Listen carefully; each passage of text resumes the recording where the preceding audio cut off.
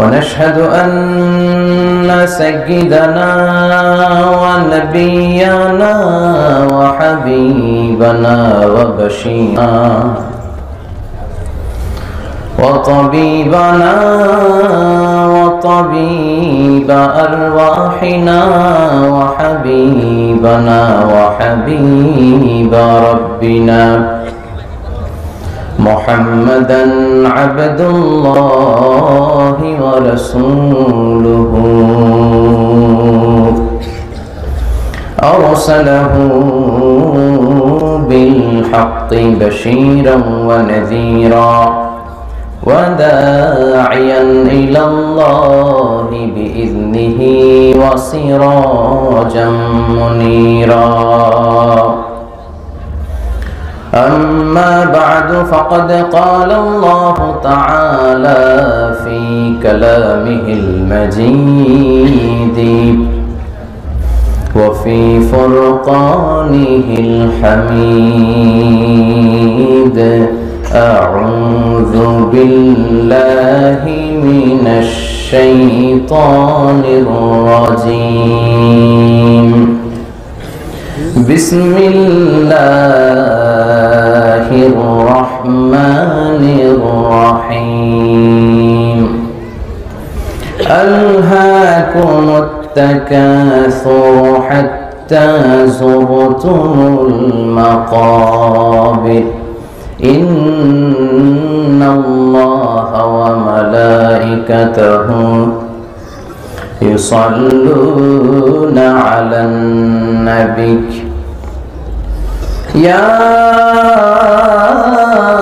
أيها الذين آمنوا صلوا عليه وسلموا تسليما اللهم صل على محمد وعلى آل محمد كما صليت على إبراهيم وعلى آل إبراهيم إنك حميد مجيد اللهم بارك على محمد وعلى آل محمد كما باركت على إبراهيم وعلى آل إبراهيم إنك حميد مجيد আপনারা সবাই কেমন আছেন?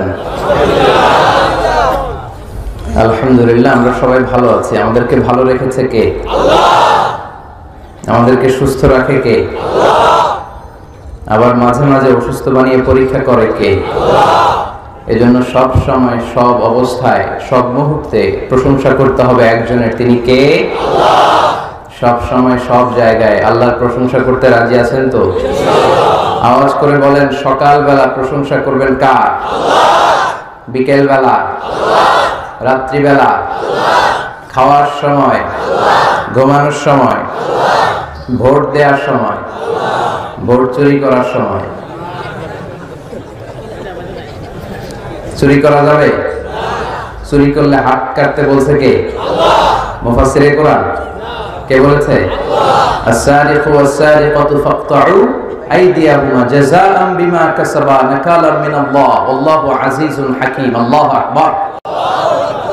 If anyone steals something very precious from the society, the government should cut down his right hand. কথাটা কার? আল্লাহ। কেউ যদি দামি কিছু চুরি করে, গভর্নমেন্টের উচিত তার হাত কেটে দেয়া। আমরা কাটলে হবে না, আমি আপনি কাটলে হবে? হাত কাটবে কে?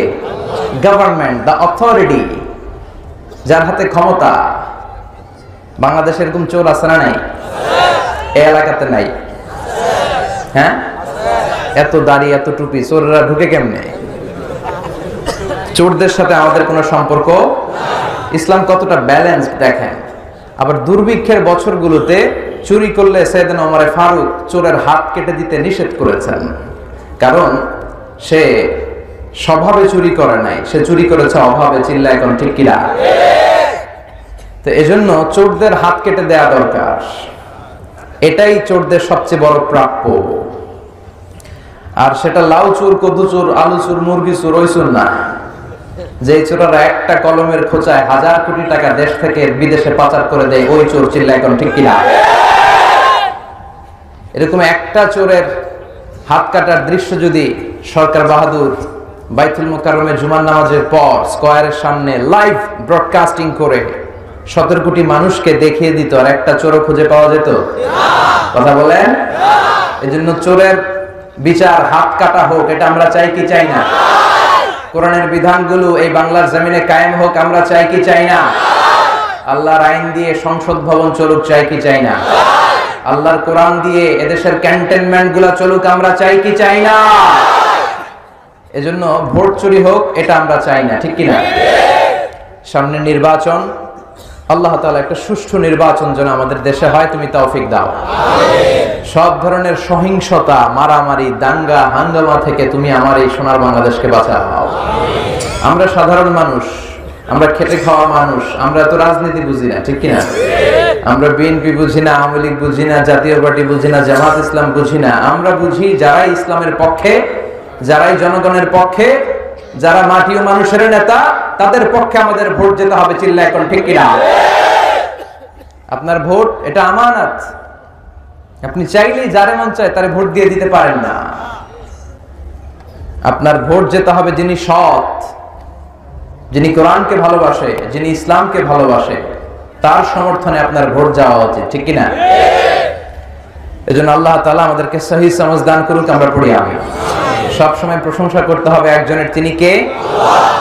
তার প্রশংসা করে শেষ করা যায় না, যায়? তার তাসবিহ পাঠ করে শেষ করা যায় না, যায়? তার নামের জিকির করে শেষ করা যায় না, যায়? কারণ তার নামে এত মধু আছে, পৃথিবীর আর কোনো নামে এত মধু নাই, ঠিক কিনা? তার নামটা এত চমৎকার নাম, যে নামটা আমরা বিপদে পড়লে জপি। আমরা অসুস্থ হলে কারে ডাকি? তুফান আসলে কারে ডাকি? বন্যার সময় কারে ডাকি? আমি একবার বরিশালে গিয়েছিলাম, বাসে করে ফিরে আসতেছি লঞ্চে, মাঝ পথে তুফান, লঞ্চের সবাই তখন জিকির করতেছে গা। মুসলমানরাও দেখে আল্লাহর ডাকে, হিন্দুরাও ডাকে। ঝড় থেমে যায়, সবার জিকিরও থেমে যায়। আবার ঝড় শুরু, জিকিরও শুরু। এরকম ডাকাইতে আছে না নাই? কামে লাগলে আল্লাহর ডাকে, আছে না নাই? হঠাৎ আবার ঝড় শুরু, লঞ্চ কেঁপে উঠলো, সবার মুখে চিৎকার, বাঁচাও। আমি বললাম, কে বাঁচাইবে? কে? হুজুর, আপনি বাঁচাও। হুজুর দোয়া করেন, আপনি আল্লাহর মানুষ, আপনি দোয়া জানেন, আপনি বাঁচান। আমি বললাম, আমারে বাঁচাবে কে? আহা, বিপদে পড়লে বোঝা যায় কার কত ক্ষমতা, কার কত ঠেলা, ঠিক কিনা? এজন্য এই নামটা এমন নাম, আমরা বিপদে পড়লে বেশি জপি, আমরা রোগাক্রান্ত হলে বেশি জপি। এই নামটা এত মধুর নাম, যে নামটা জপতে জপতে আপনার জীবন শেষ হয়ে যাবে, কিন্তু এই নামের জিকিরের যে তৃপ্তি, সেটা শেষ হবে না, ঠিক কিনা? কারণ তিনিই প্রথম, তিনিই শেষ, তিনিই প্রকাশ্য, তিনিই গোপন। হুয়াল আউয়ালু ওয়াল আখিরু ওয়াল যাহিরু ওয়াল বাতিন ওয়া হুয়া বিকুল্লি শাইইন আলিম। প্রথমে কে? সবাই বলেন আল্লাহ। শেষে কে? আল্লাহ। প্রথমে আল্লাহ আল্লাহ, শেষেও আল্লাহ আল্লাহ, আকাশে আল্লাহ আল্লাহ, জমিনে আল্লাহ আল্লাহ। পড়েন সবাই, প্রথমে আল্লাহ আল্লাহ, শেষেও আল্লাহ আল্লাহ, আকাশে আল্লাহ আল্লাহ, জমিনে আল্লাহ আল্লাহ। নিখিল জাহান গায়ে গুণগান, তার নামে গায় আমরাও গাহি তাআলা, হামদে বারি তাআলা, হামদে বারি তাআলা, হামদে বারি তাআলা। আল্লাহু আকবার। প্রথমেও তিনি, শেষেও তিনি, আকাশেও তিনি, জমিনেও তিনি। আবার আমরা যখন আজান দেই, আজানের প্রথম শব্দটা কি? আল্লাহ। তার মানে আজানে উনি আছেন না নাই? আমরা যখন নামাজের শুরুতে একামত দেই, প্রথম শব্দটা কি? আল্লাহ। আবার আমরা ঈদুল আজহাতে ধারালো একটা ছুরি দিয়ে যখন তার সন্তুষ্টির জন্য কোরবানি শুরু করি, প্রাণী জবাই দেই, কি বলি? আল্লাহ। নরসিংদীতে কি কন? আল্লাহ। তার মানে কুরবানিতেও আছে না নাই? আবার জিকির করি কার নামে? আল্লাহ। তার মানে আজানে আল্লাহ আল্লাহ, একামাতে আল্লাহ আল্লাহ, কুরবানিতে আল্লাহ আল্লাহ, জিকিরে আল্লাহ আল্লাহ। পড়েন পড়েন, আজানে আল্লাহ আল্লাহ, একামাতে আল্লাহ আল্লাহ, কুরবানিতে আল্লাহ আল্লাহ, জিকিরে আল্লাহ আল্লাহ। নিখিল জাহান গায় গুণগান তার নামে গায় আমরাও গাহি তাআলা হামদে বারি তাআলা হামদে বারি তাআলা হামদে বারি তাআলা। আল্লাহু আকবার। কি এক মধুর নাম, সারা জীবন জপলেও মনে হয় শেষ হবে না, ঠিক কি না? এজন্য সব সময় তার নামের প্রশংসা চলবে। রাজি আছেন সবাই? প্রশংসা করব না কেন? কেন করব না? ওয়া ইন তা'উদ্দু নি'মাতাল্লাহি লা তুহসুহা। আল্লাহ বলেন এত নিয়ামত তোকে দিয়েছি, গুণে দেখ, গুণে শেষ করা যাবে না। ঠিক যে মুহূর্তে এখন আমরা তাফসীর মাহফিলে বসে আছি, আরামসে কথা শুনছি, ঠিক এই মুহূর্তে অনেকের জীবনে দুর্ঘটনা ঘটে যাচ্ছে। অনেকের ডাকাতের কবলে পড়ে সব হারাচ্ছে। অনেকের হসপিটালের বেডে শোয়া, ক্যান্সারে আক্রান্ত, দুরারোগ্য ব্যাধি। আমরা হিসাব মিলাই আল্লাহ কি দিল কি দিল না, কত কিছু পাইলাম না। ওর কোনো হিসাব নাই, ও কিচ্ছু চায় না, ও খালি বাঁচতে চায়। ক্যান্সারে আক্রান্ত রোগীটা শুধুমাত্র কি চায়? এজন্য কি পেলাম আর কি পেলাম না সেটার হিসাব করবেন না, বেঁচে যে আছি এই জন্য আলহামদুলিল্লাহ। মনিব যে বাঁচিয়ে রেখেছেন এজন্য আলহামদুলিল্লাহ, ঠিক কি না? এজন্য বিপদে আপদে, সকালে বিকালে, শীতকালে গ্রীষ্মকালে প্রশংসা চলবে একজনের, তিনি কে? সবসময় আল্লাহর প্রশংসা করতে রাজি আছেন তো? আল্লাহ তুমি আমাদেরকে সহি সমঝ দান করো। আজকের মাহফিলে আসতে পেরে খুশি না বেজার? সবাই খুশি? আসুন হৃদয় নিংড়ানো মনের সবটুকুন ভালোবাসাকে উজাড় করে দিয়ে, সিংহ শার্দুলের মতো গর্জন করে, আকাশ বাতাস প্রকম্পিত করে, মন প্রাণ বুক মুখ একসাথে করে, দেহের সবটুকুন শক্তি গলার এই মাঝ বরাবর এনে আমরা অফিসিয়ালি আজকে আল্লাহকে একটা থ্যাঙ্কস দিয়ে দিই। শুরুতেই ধন্যবাদ দিয়ে দেই, শুকরিয়া দিয়ে দেই। আসুন সবাই পড়ি বিশ্বনবী শেখানো সে কালিমাতুশ শুকর, আলহামদুলিল্লাহ। পড়েন রব্বানা লাকাল হামদ হামদান কাসীরান তাইয়িবান মুবারাকান ফীহি ইয়া রাব্বি লাকাল হামদু কামা ইয়ানবাগি লিজালালি ওয়াজহিকা ওয়া আযীমি সুলতানিকা লাকাল হামদু বিল ঈমান লাকাল হামদু বিল ইসলাম লাকাল হামদু বিল কুরআন। প্রশংসা করলাম কার? আল্লাহ। সব সময় যেন আমরা আল্লাহর প্রশংসা করতে পারি। আল্লাহ তুমি তৌফিক দাও। বীরপুর বাইতুন নূর জামে মসজিদের উদ্যোগে এলাকাতে অনেক বীর পুরুষ আছে মনে হয় না? বীরপুর, মাশাআল্লাহ, চমৎকার নাম। নামগুলো খুব আজীব। এক এক দিন এক এক জেলায় এক এক থানাতে যাই তো নতুন নতুন অনেক নামের সাথে আমাদের পরিচয় ঘটে। বীরপুর, আল্লাহ বীরপুর এলাকার লোকদেরকে তুমি ইসলামের জন্য বীর পুরুষ হিসেবে কবুল করো। দশম বার্ষিক ইসলামী মহাসম্মেলন, তার মানে 10 বছর ধরে এই ময়দানে কোরআনের কথা হয়, তাই না? এই কথাগুলো জারি থাক, মাহফিলগুলো চালু থাক, চাই তো? মাহফিল বন্ধ করে দিবেন না তো আবার? আলহামদুলিল্লাহ। নির্বাচনকে কেন্দ্র করে অনেক মাহফিল বন্ধ হয়ে যাচ্ছে, ঠিক কিনা? আবার অনেক এলাকায় জনপ্রতিনিধি যারা আছে ইসলামের নাম শুনলে চুলকানি আছে না নাই? কিন্তু আপনাদের বীরপুর এলাকার জনপ্রতিনিধিরা খুব ভালো, আল্লাহওয়ালা, ইসলামকে পছন্দ করে। তার প্রমাণ তারা মাহফিলকে বন্ধ করে নাই, মাহফিলের অনুমতি এনে দিয়েছে, ঠিক কিনা? আল্লাহ তাদেরকেও তুমি কবুল করো। আজকের প্রোগ্রামের প্রধান অতিথি আলহাজ মনজুর এলাহি, চেয়ারম্যান উপজেলা পরিষদ নরসিংদী সদর। এসেছেন উনি? আসতে পারেন না। সভাপতি হচ্ছেন আলহাজ ফারুক উদ্দিন ভুইয়া, এসেছেন? আচ্ছা, উনি আসে নাই, ঠিক আছে। প্রধান বক্তা আমি চলে আসছি। এরপরে আমার আগে কথা বলেছেন শায়েখ সিফাত হাসান ভাই, খতিব ভাসান টেক বাজার, কেন্দ্রীয় জামে মসজিদ, ঢাকা। চমৎকার কথা বলে। আমার ব্যাপারে বলে গেল আমারে নাকি মিডিয়াতে দেখা যায়, আমি তো ওনারেও মিডিয়াতে দেখি। মাশাআল্লাহ, আল্লাহ কবুল করুক। এই ইয়াংরা যত আসবে দাওয়াতি ময়দানে, দাওয়াতি ময়দানটা উর্বর হবে, ঠিক কিনা? কারণ যুবকদেরকে জেগে থাকতে হবে। যুবকরা যদি জেগে থাকে ভালো থাকবে বাংলাদেশ। যুবকরা যদি কোরআনের পক্ষে আসে ভালো থাকবে আমার লাল সবুজের পতাকা। যুবকরা হচ্ছে এদেশের অতন্দ্র প্রহরী। কারণ এই যে একদিন পরে 16 ডিসেম্বর যে বিজয় আল্লাহ তাআলা আমাদেরকে দান করেছে, এটা কি বয়স্করা আছে? বয়স্করা দোয়া করেছে মুক্তিযুদ্ধের সময়, স্বাধীনতার সময় তারা সাহস জুগিয়েছে, কিন্তু অস্ত্র হাতে আমার দামাল ছেলেরা এগিয়ে গিয়েছিল, জোরে কোন ঠিক কিনা? এজন্য যুবকদের আছে প্রাণ ঢালা উচ্ছ্বাস, তাদের রক্ত গরম, তারা চাইলে অনেক কিছু করতে পারে। এজন্য যৌবনটাকে ইসলামের জন্য কাজে লাগানোর দরকার আছে না নাই? আমাদের শায়েখ সিফাত হাসান বাংলার তৌহিদ প্রিয় যুবক ছেলেদের আইকন। এরকম আইকন যত বেশি হবে বাংলার জমিনে, ততই বেশি রহমত আর বারাকা আসবে আল্লাহর পক্ষ থেকে, ঠিক কিনা? আল্লাহ আমার প্রিয় ভাইকে তুমি কবুল করো। কথা বলেছেন হযরত মাওলানা রুহুল আমিন সাহেব, হযরত মাওলানা জহিরুল ইসলাম খান সাহেব, চমৎকার কথা বলেছেন। যারাই বলেছেন নিঃসন্দেহে সত্য কথা বলেছেন, কারণ কোরআন থেকে যারাই বলে তাদের কথাগুলো সত্য হয়, মিথ্যার কোনো মিশ্রণ থাকে না, ঠিক কিনা? এজন্য কোরআনের সাথে আমাদের সম্পর্ক বাড়াতে হবে। রাজি আছেন তো? বিশ্বের সবচাইতে এই নন্দিত কিতাবটা আজকে সবচাইতে অবহেলিত। এখন এটা পড়ার সময়ও আমাদের নাই, এটা আমরা সেলফে রেখে দিয়েছি। কোথায়? কথা বলেন। Quran is not for your bookshelf, Quran is for yourself. Quran তোমার বুক সেলফের জন্য নয়, Quran for yourself, Quran তোমার জন্য।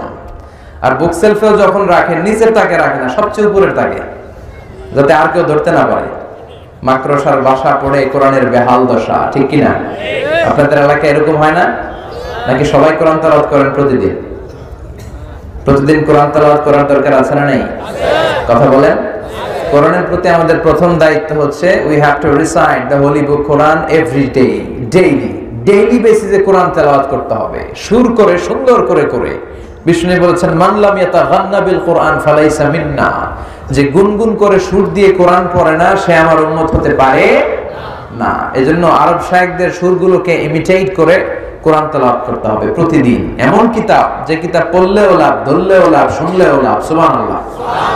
এই কিতাবটা এমন কিতাব, বিশ্বনবী বললেন একটা অক্ষর তেলাওয়াত করলে আমলনামায় 10টা নেকি দিয়ে দেয় কে? আল্লাহ। একটা আয়াত তেলাওয়াত করলে জান্নাতের বিল্ডিং এক এক তলা করে উঁচা করে দেয় কে? আল্লাহ। এমন কিতাব, পড়লেও লাভ, শুনলেও লাভ। যদি শুনেন, আকাশ থেকে রহমতের বারিধারা ঝিরি ঝিরি করে আপনার উপর বর্ষণ করবে কে?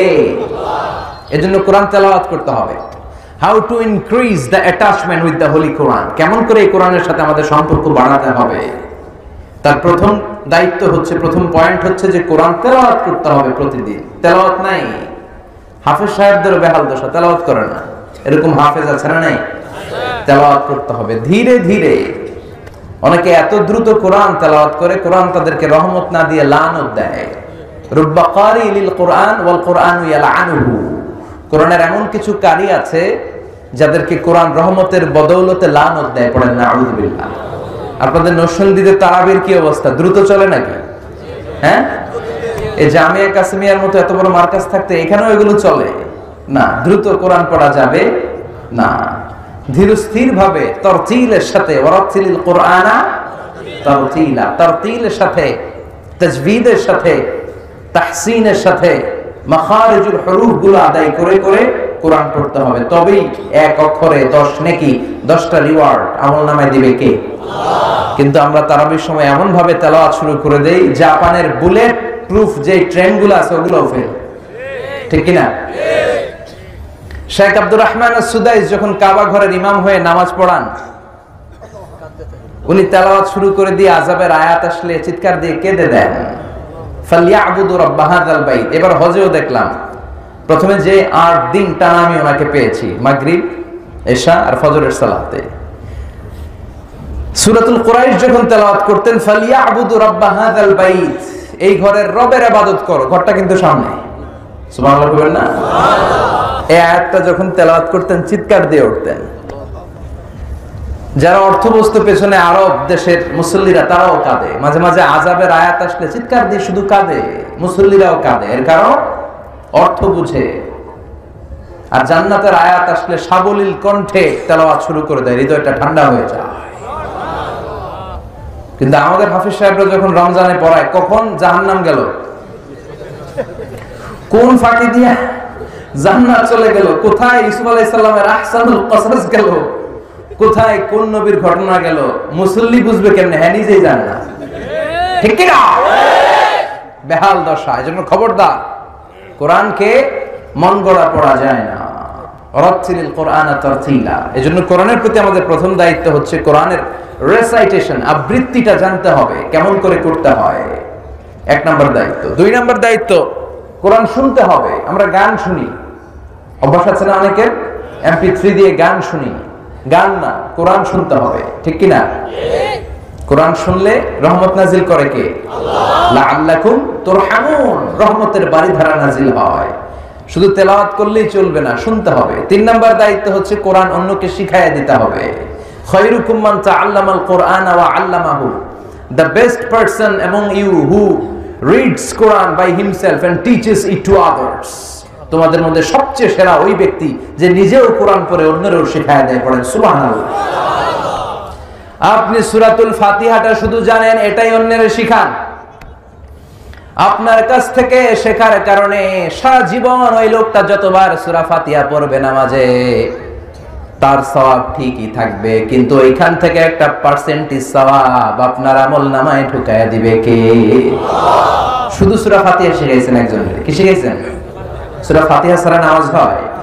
আজীবন সে যতবার সূরা ফাতিহা পড়বে ওইটার একটা পার্সেন্টেজ সওয়াব আপনার অ্যাকাউন্টে পাঠিয়ে দিবে কে?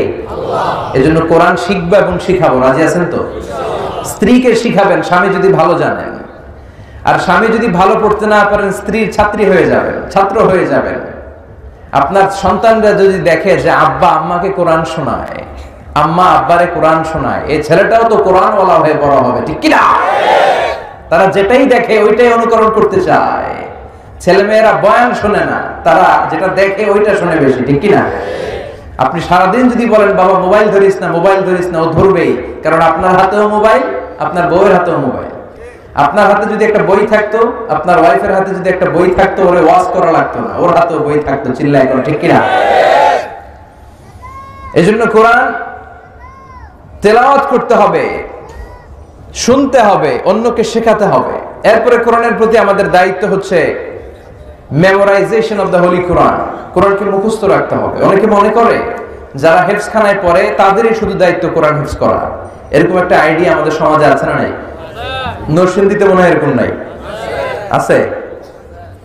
বাপের 5 পোলা একটারে পড়াইছে হেফজখানায়, তুই মুখস্থ করবি 30 পারা, আর আমরা 4 ভাই 1 পারাও করব না। আছে না? নাই?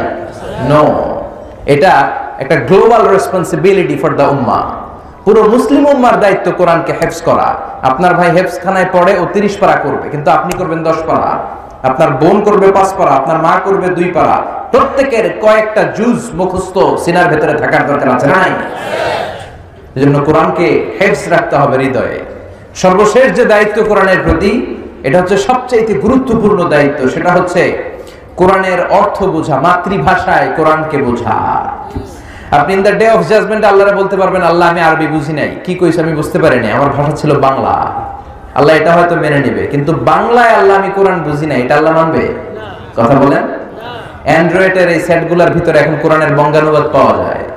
বাজারে ইসলামী লাইব্রেরিগুলোতে কোরআনের অনুবাদ পাওয়া যায়। বুখারীর এখন বঙ্গানুবাদ পাওয়া যায়। এজন্য আল্লাহ কি বললেন জানতে মনে চায় না?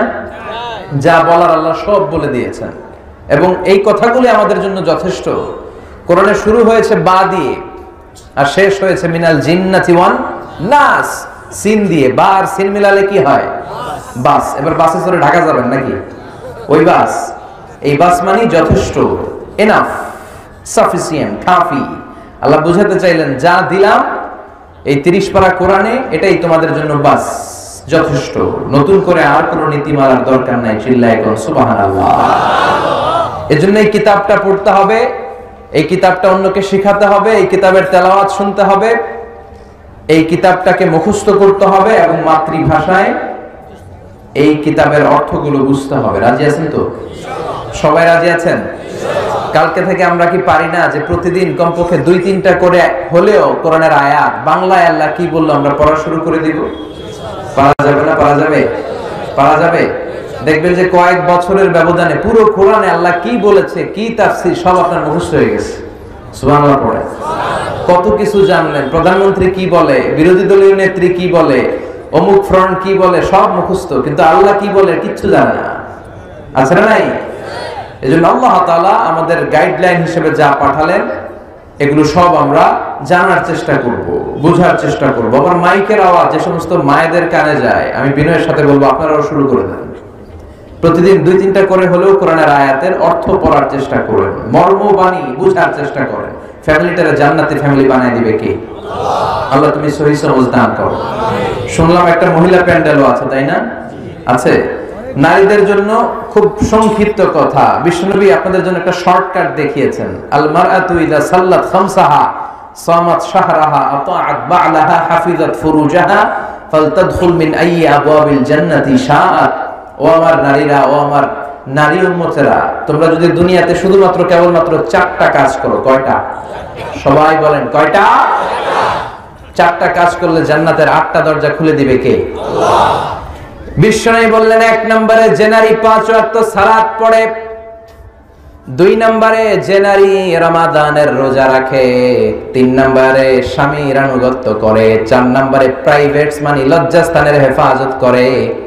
এই 4টা কাজ যদি দুনিয়ার বুকে কোনো নারী করতে পারে, দুনিয়ার বুকে যদি কোনো নারী এই 4টা কাজের গ্যারান্টি দেয়, বিশ্বনবী তারে জান্নাতের 8টা দরজা দিয়ে ঢোকার গ্যারান্টি দেয়। সহজ না কঠিন? নারীদের জন্য সহজ না? 4টা কাজ করলে 8টা জান্নাতের দরজা খুলে দিবে কে? মায়েরা, বোনেরা, আপনাদের মডেল হচ্ছে বিশ্বনবীর স্ত্রীরা। সাইয়্যিদাতুনা আসিয়া আপনার মডেল, মারিয়াম আপনার মডেল, খাদিজাতুল কুবরা তাহেরা আপনার মডেল, কোন নায়িকা আপনার মডেল না। চিল্লা এখন ঠিক কিনা? কারণ বিশ্বনবীর স্ত্রীরা আমাদের আম্মা জান, এত সুন্দর আদর্শ আপনাদের জন্য তারা রেখে গিয়েছে। এগুলো যদি পালন করেন, পেটের ভেতর থেকে বড় বড় আল্লাহর ওলি পয়দা করে দিবে কে? বিশ্বনবীর প্রথম স্ত্রী ছিল খাদিজাতুল কুবরা তাহেরা, যে মহিলাটা সর্বপ্রথম মহিলাদের মধ্যে কালিমা পড়ে মুসলমান হয়েছে। সুবহানাল্লাহ বাড়িতে যায় বলেন। বিশ্বনবী উনাকে এত ভালোবাসতেন, সহিহ মুসলিমের বর্ণনা, বিশ্বনবী বলতেন, রুজিকতু ইন্নী রুজিকতু হুব্বাহা, আমি খাদিজার ভালোবাসাটা আল্লাহর পক্ষ থেকে রিজিক হিসেবে পেয়েছি। আবার আল্লাহরে বলছেন, আল্লাহ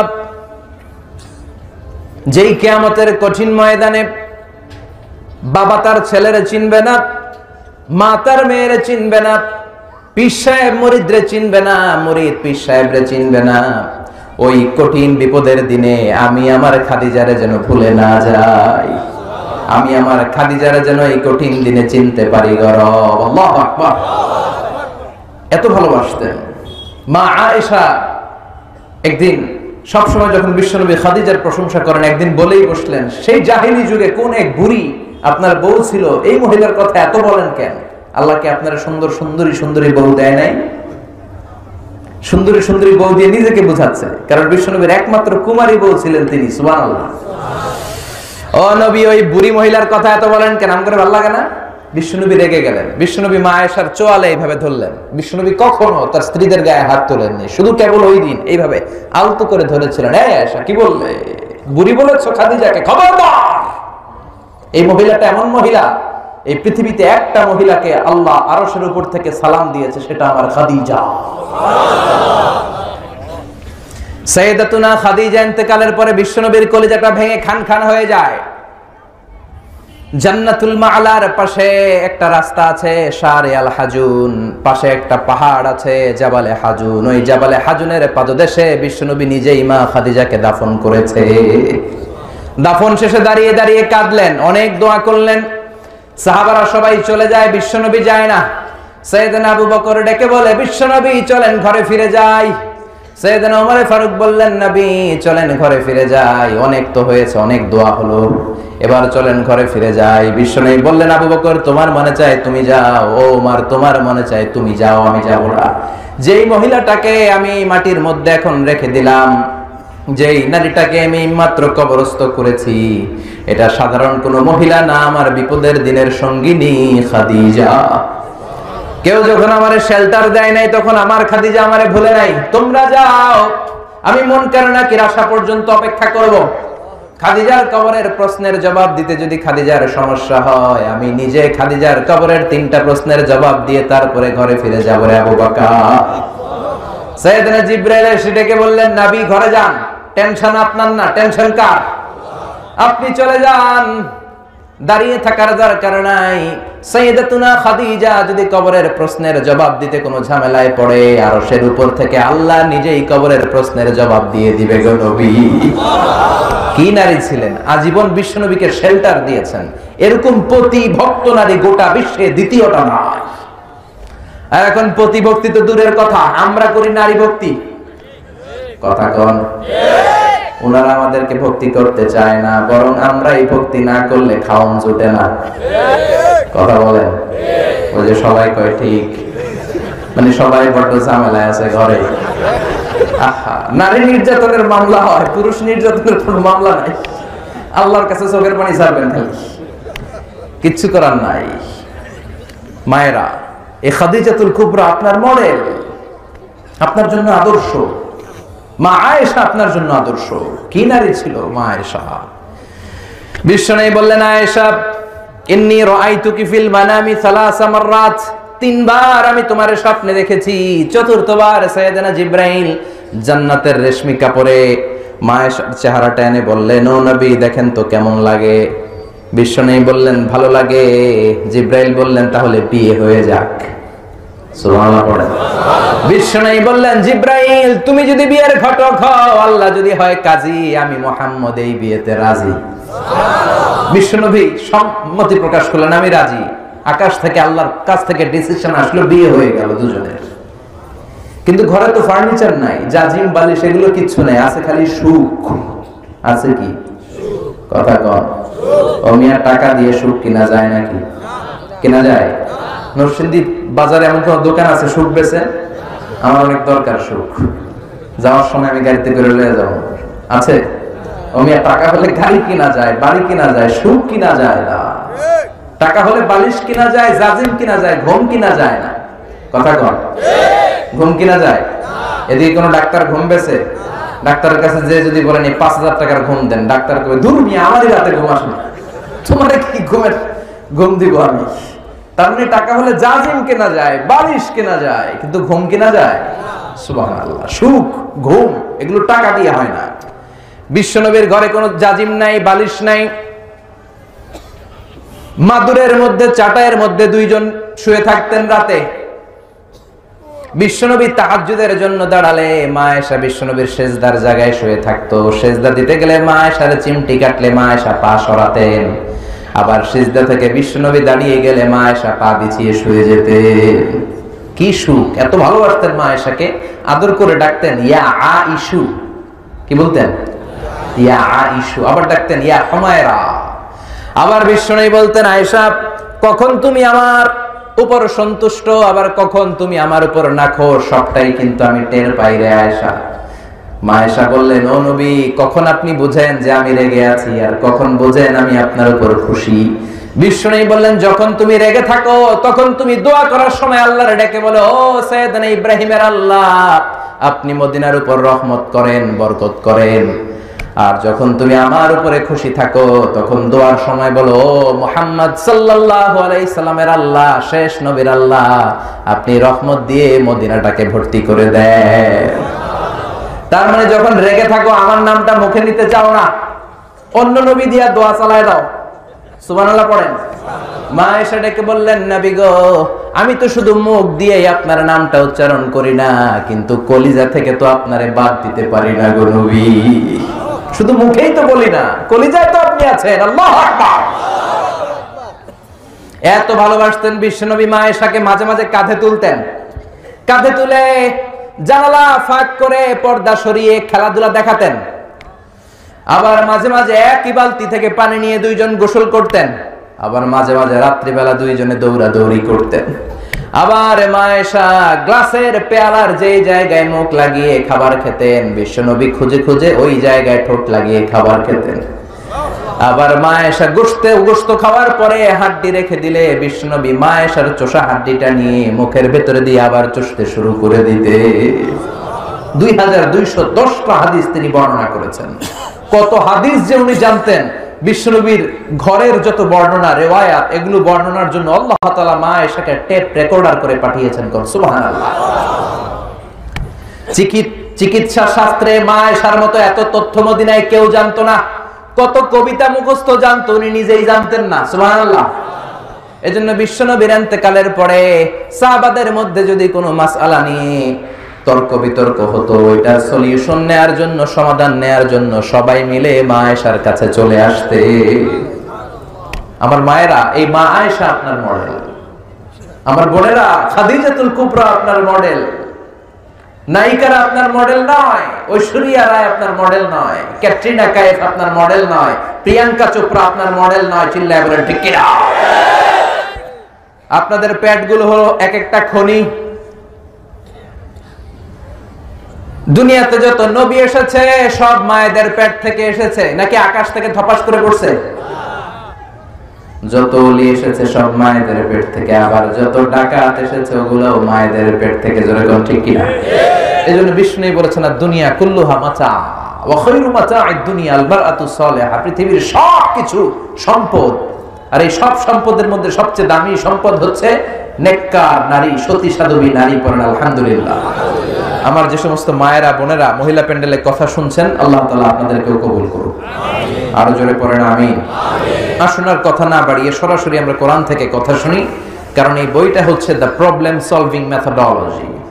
it's not a problem creating methodology. এই বইটা এমন অসাধারণ একটা বই, এটা মহাবিশ্বের মহাবিস্ময় মহাগ্রন্থ আল কোরআন আল কারীম, যে বইটা কখনো সমস্যা লাগায় না। সমাজে লাগায় সমস্যা, খুলে দেয়।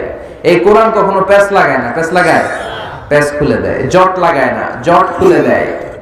এজন্য আমরা বলি সব সমস্যার সমাধান দিতে পারে সমাধান চাও যদি জীবনে মরণে, ফিরে যাও খুঁজে নাও, চোখ রাখো কোরআনে। চোখ রাখবেন কোথায়? নাকি এটিএন বাংলার পর্দায়? চোখ রাখুন এটিএন বাংলার পর্দায়, আসিতেছে আগামী শুক্রবার। বলে না এগুলা? না, চোখ রাখতে হবে শুধু একটা কিতাবে। বইটার নাম কি? পড়েন পড়েন। সমাধান চাও যদি জীবনে মরণে, ফিরে যাও খুঁজে নাও, চোখ রাখো কোরআনে। If you want the solution this দুনিয়া এন্ড আখিরা, go back have a look to the holy কোরআনে। সুবহানাল্লাহ। দুনিয়া আখিরাতের যত সমস্যা তার সমাধান আল্লাহ তাআলা যে কিতাবটাতে দিয়েছেন, কিতাবটার নাম সবাই বলেন এই কোরআনে কোনো ভুল আছে?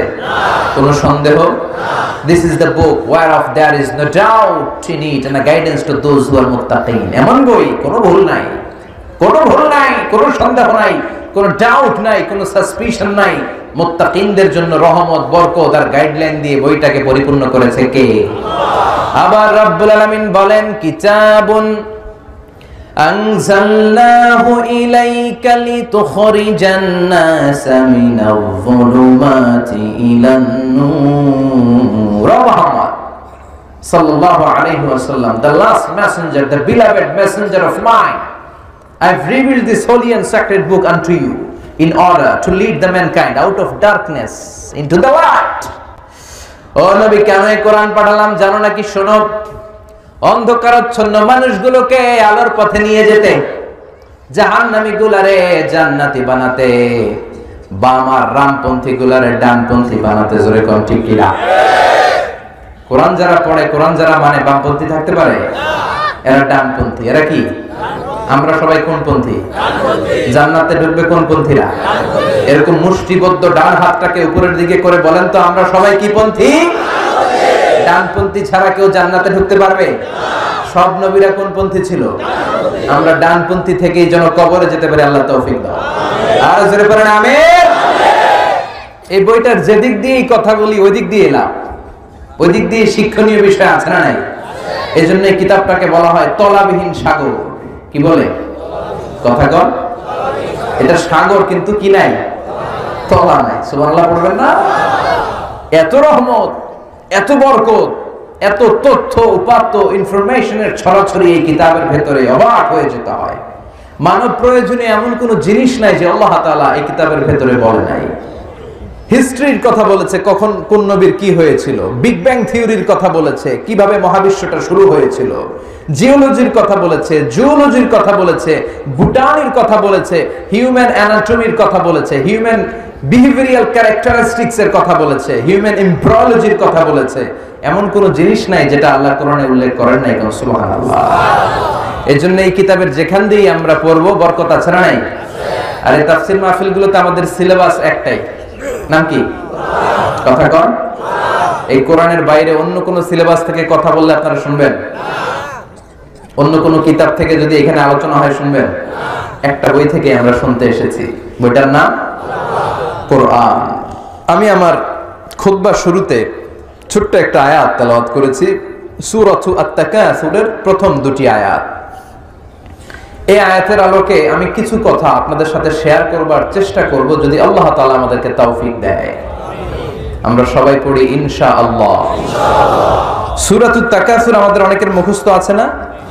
বলেন তো এটা কোরআনের কোন জুজে অবস্থিত, মানে কোন পাড়ায় অবস্থিত? 30তম পাড়ায় অবস্থিত। এই সূরাটি কোরআনের ধারাক্রম অনুসারে 102 নম্বর সূরা। কয় নাম্বার? এই সূরাটি মাক্কি সূরা। কি সূরা? সবাই বলেন। I consider in my lecture the person sitting in front of me as a student of me. আমি যখন আলোচনা করি, সেমিনারের কথা বলি বা তাফসীর প্রোগ্রামে কথা বলি, যারা বসে আছে আমি সবাইকে ছাত্র মনে করি, আমি নিজেকে শিক্ষক মনে করি। আর কিছুক্ষণ আগে আমাদের সিফাত ভাই কথা বলছিলেন, আমি তখন বসেছিলাম, আমরা সবাই বসেছিলাম, আমরা তখন ছাত্র ছিলাম, সিফাত ভাই ছিল আমাদের শিক্ষক, ঠিক কিনা? আবার আমার পরে কেউ যদি বয়ান করে, উনি আমাদের সবার শিক্ষক, আমরা সবাই ওনার ছাত্র। কোরআনের ছাত্র হয়ে বাঁচতে পারলেও লাভ, মরতে পারলেও। আমরা যেন কোরআনের ছাত্র হয়ে মরতে পারি, আল্লাহ তৌফিক দাও। তার মানে I consider the program as a class. আমি ক্লাসের মতো কথা বলার চেষ্টা করি। তো ক্লাসে শিক্ষক যদি ছাত্রকে জিজ্ঞেস করে, উত্তর দেওয়ার দরকার আছে না নাই? তো বজ্র কণ্ঠে উত্তর দেওয়া যাবে না? যাবে? এই সূরাটা মাক্কি সূরা, উত্তর দেন কি সূরা? মাশাআল্লাহ। শেষ পর্যন্ত এইভাবে উত্তর দিতে হবে যাতে শয়তান কোনো ফাঁক ফোকর খুঁজে ঢুকতে না পারে। ইনশাআল্লাহ পড়েন। কোরআনের ধারাক্রম অনুসারে এটা 102 নাম্বার সূরা। কয় নাম্বার? এই সূরায় 8টি আয়াত আছে। কয়টি? 8টি।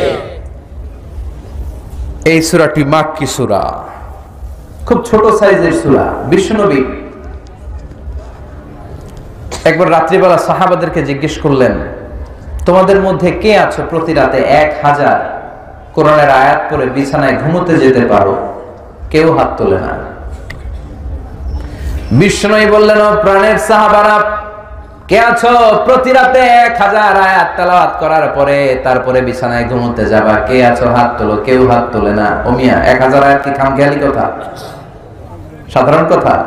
অনেক সময় লেগে যাবে না? কেউ হাত তোলে না। এবার বিশ্বনবী ডেকে বললেন, তোমাদের মধ্যে কে কে আছো প্রতি রাতে সূরাতুত তাকাসুর তেলাওয়াত করে বিছানায় যেতে পারবা? হাত একটাও আর নিচে নাই, সব উঠে গেছে। সুবহানাল্লাহ পড়েন।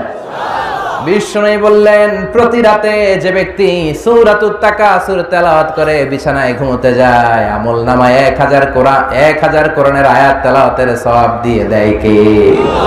প্রতি রাতে সূরাতুত তাকাসুর তেলাওয়াত করতে রাজি আছেন তো? এই সূরার সেন্ট্রাল থিম হচ্ছে we have to go back to our Lord. কেন্দ্রীয় আলোচ্য বিষয় হচ্ছে আমরা থাকতে আসি নাই, চলে যাব। এই সূরার কেন্দ্রীয় আলোচ্য বিষয় কি? থাকতে আসি নাই। সবাই বলেন, থাকতে আসি নাই, চলে যাব। এটা হচ্ছে the central theme and the subject matter of this chapter. এই সূরার কেন্দ্রীয় আলোচ্য বিষয় হচ্ছে we have to go back to our lord. আমাদেরকে ফিরে যেতে হবে। এই যে মোহের মধ্যে পড়ে আছি, এটা সব সময় থাকবে না, একদিন আমাদেরকে চলে যেতে হবে, ঠিক কি না? সাহাবাদের মধ্যে 2 দল কথা বলতে বলতে তর্ক বিতর্কে জড়িয়ে গেল। সাহাবাদের একদল বলে, আমাদের গোত্রে যত সম্মানিত ব্যক্তি আছে তোমাদের গোত্রে তত নাই। ওই দল বলে, আমাদের যতগুলা উট আছে তোমাদের তত উট নাই। আবার এই দল বলে, তাহলে আমাদের ছাগলের পাল যত বেশি আছে তোদের অত ছাগল নাই।